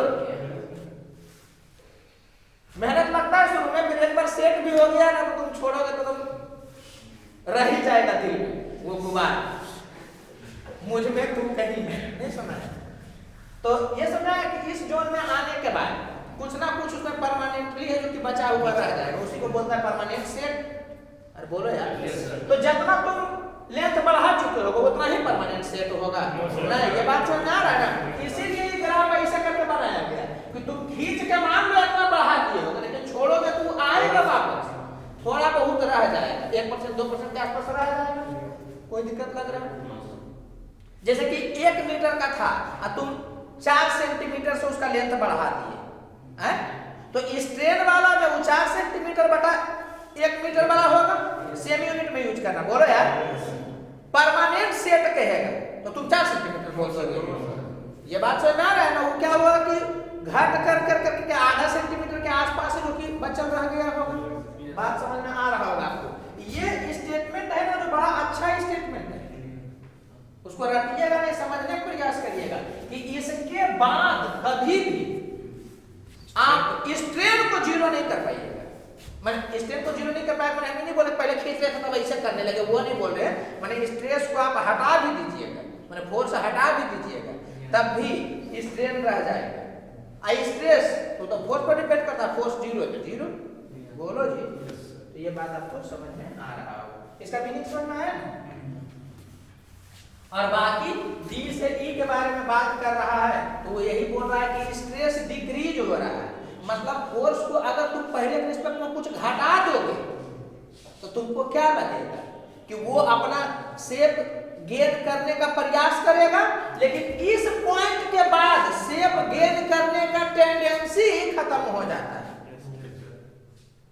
अब क्या है कि थोड़ा भी फोर्स लगाओगे तो बढ़ने करेगा। अरे बोलो जी। तो ये समझ में आ रहा है? ये समझ में आया कि ये वाला जोन जो है वो परफेक्ट इलास्टिक वाला जोन है। Yes sir. और ये वाला जो जोन है वो परफेक्ट इलास्टिक भी नहीं है, परफेक्ट प्लास्टिक भी नहीं है। और ये वाला जो जोन है वो एक तरह से लगभग प्लास्टिक वाला जोन में एंट्री कर चुका है। Yes sir. ये बात समझ में आ रहा होगा आपको? ठीक है, तो वही वाला दिया गया है, इसीलिए एक वर्ड यूज किया था कि इसमें ऐसा लगता है ना कि रड फ्लो हो रहा है। फ्लो होने का मतलब क्या है कि थोड़ा सा भी किया था इसे बह रहा है। कोई दिक्कत लग रहा है? तो पता नहीं, ज्यादा एक्सप्लेन नहीं किए हैं, खाली सुन लीजिए और क्या। तो यही बोला गया ओ से बी तक को एक बार में इलास्टिक रीजन बोलिएगा और बी से ई तक में प्लास्टिक रीजन बोलिएगा। मेन रूप से प्लास्टिक रीजन कौन वाला हो गया? डी से ई तक वाला। समझ आ रहा? ये भी प्लास्टिक के रीजन में आया, लेकिन क्या है कि थोड़ा हाई इलास्टिक वाला बिहेवियर, ठीक है, लेकिन बोलेगा तो प्लास्टिक रीजन ही होगा। ठीक है, तो इतना भूखना नहीं था, लेकिन थोड़ा सा फीलिंग दे दिए कि बहुत सारे बच्चा को दिक्कत लगता है। क्वेश्चन यहाँ से पूछना चाहिए, पता नहीं कहीं पूछ रहा है, मैंने क्यों नहीं पूछ रहा है, पूछना चाहिए उसको। ये वाला जोन दे देगा ना आपको, तो आपको समझ जाना है कि ये जितना बड़ा रहेगा वो उतना ही क्या रहेगा, डक्टाइल रहेगा। समझ में आ रहा है? या ऐसे भी पूछ सकता है कि एक कॉपर दे दिया है और एक कोई दूसरा दे देगा, तो कॉपर बहुत ज्यादा डक्टाइल होता है, तो ग्राफ दिया कि कौन कॉपर वाला है, कौन है जो कि मान लो कि कांच का है, कुछ इस टाइप से कर दे सकता है। बोलो जी। तो बात आपको समझ में आ रहा होगा। दिल नहीं मानता, हालांकि इतना नहीं भूखना चाहिए था, लेकिन भूखे क्योंकि क्वेश्चन पूछना चाहिए। ओवरऑल क्या शुरू में स्ट्रेस स्ट्रेन प्रोपोर्शनल होगा, स्ट्रेस लाइन के ग्राफ 100% शेप रिगेन कर सकता है। यस, छोट फोर्स हटाओ मतलब इस जोन में स्ट्रेस और स्ट्रेन प्रोपोर्शनल नहीं, मगर 100% शेप रिगेन कर सकता है। ये टोटल हो गया इलास्टिक रीजन में या परफेक्ट इलास्टिक रीजन। इसके बाद तुम एंट्री कर गए तो 100% शेप वो रिगेन नहीं कर सकता, कुछ ना कुछ बचा हुआ रह जाएगा, जो बचा हुआ रह जाएगा वो परमानेंट सेट कहलाएगा। मैडम सेट हो गई परमानेंटली, ठीक है। और इसमें ये ध्यान रखिएगा कि इलास्टिक रीजन के बाद स्ट्रेन बहुत तेजी से बढ़ता है, समझ रहा है कि नहीं? चाहे स्ट्रेस कम ही बढ़े, लेकिन ये श्योर है कि अगर स्ट्रेन बढ़ेगा तो स्ट्रेस भी बढ़िए रहा। और ये वाला जोन स्पेशल किस लिए है कि इसमें स्ट्रेस घटता है फिर भी स्ट्रेन बढ़ता है, तो सब जोन का अपना अपना महत्व है।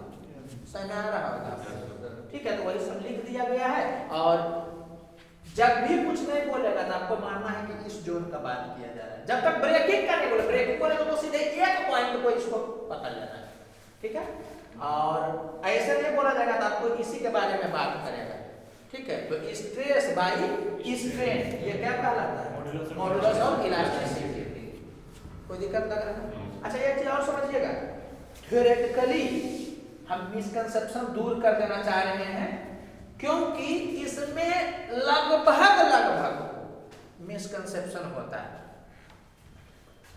क्यों मिसकंसेप्शन हो जाता है? क्योंकि जो दुकान वाला आपको बताता है ना, उसी से आप माइंड में इमेजिनेशन करते हैं। जैसे दुकान वाले के पास आइए, भैया पैंट दीजिए, तो कोई भी नॉर्मल हाफ पैंट, तो जाइएगा दुकान में, दुकान वाला निकाल कर दिखाएगा, बोलेगा आपको रबड़ रहता है, देखिए भैया बड़ा इलास्टिक है, तो आपके दिमाग में चला था कि अच्छा इलास्टिक का मतलब ऐसे जो हो जाए। समझ में आ रहा है कि नहीं? तो इलास्टिक का वो मीनिंग नहीं, ज्यादा फोर्स लगाने पर कम चेंज होगा, वो ज्यादा इलास्टिक है, लेकिन कंडीशन यही है कि शेप रिगेन करे। ये बात समझ में आ रहा है? तो अगर रबड़ का बात करो और स्टील का बात करो या रड का बात करो, तो इलास्टिक ज्यादा कौन, रड ज्यादा, जो भी स्टील वाला हो गया या आयरन वाला हो गया वो ज्यादा इलास्टिक है। समय इलास्टिक का मतलब ये नहीं कि पैंट खोल के इसे कर रहे हैं बात तो ना रहा है ना, तो ये मिसकंसेप्शन हो जाता है, इसी पर थ्योरी वो सेट कर देगा। कोई दिक्कत लग रहा है? तो इलास्टिक का क्या मतलब हो गया, पहला कंडीशन तो शेप गेन करेंगे। बोलो यार, जैसे कि अच्छा पहले इसको बताते हैं, शेप गेन करना चाहिए, उसके बाद ज्यादा फोर्स लगने पर कम लेंथ का चेंज हो, वो ज्यादा इलास्टिक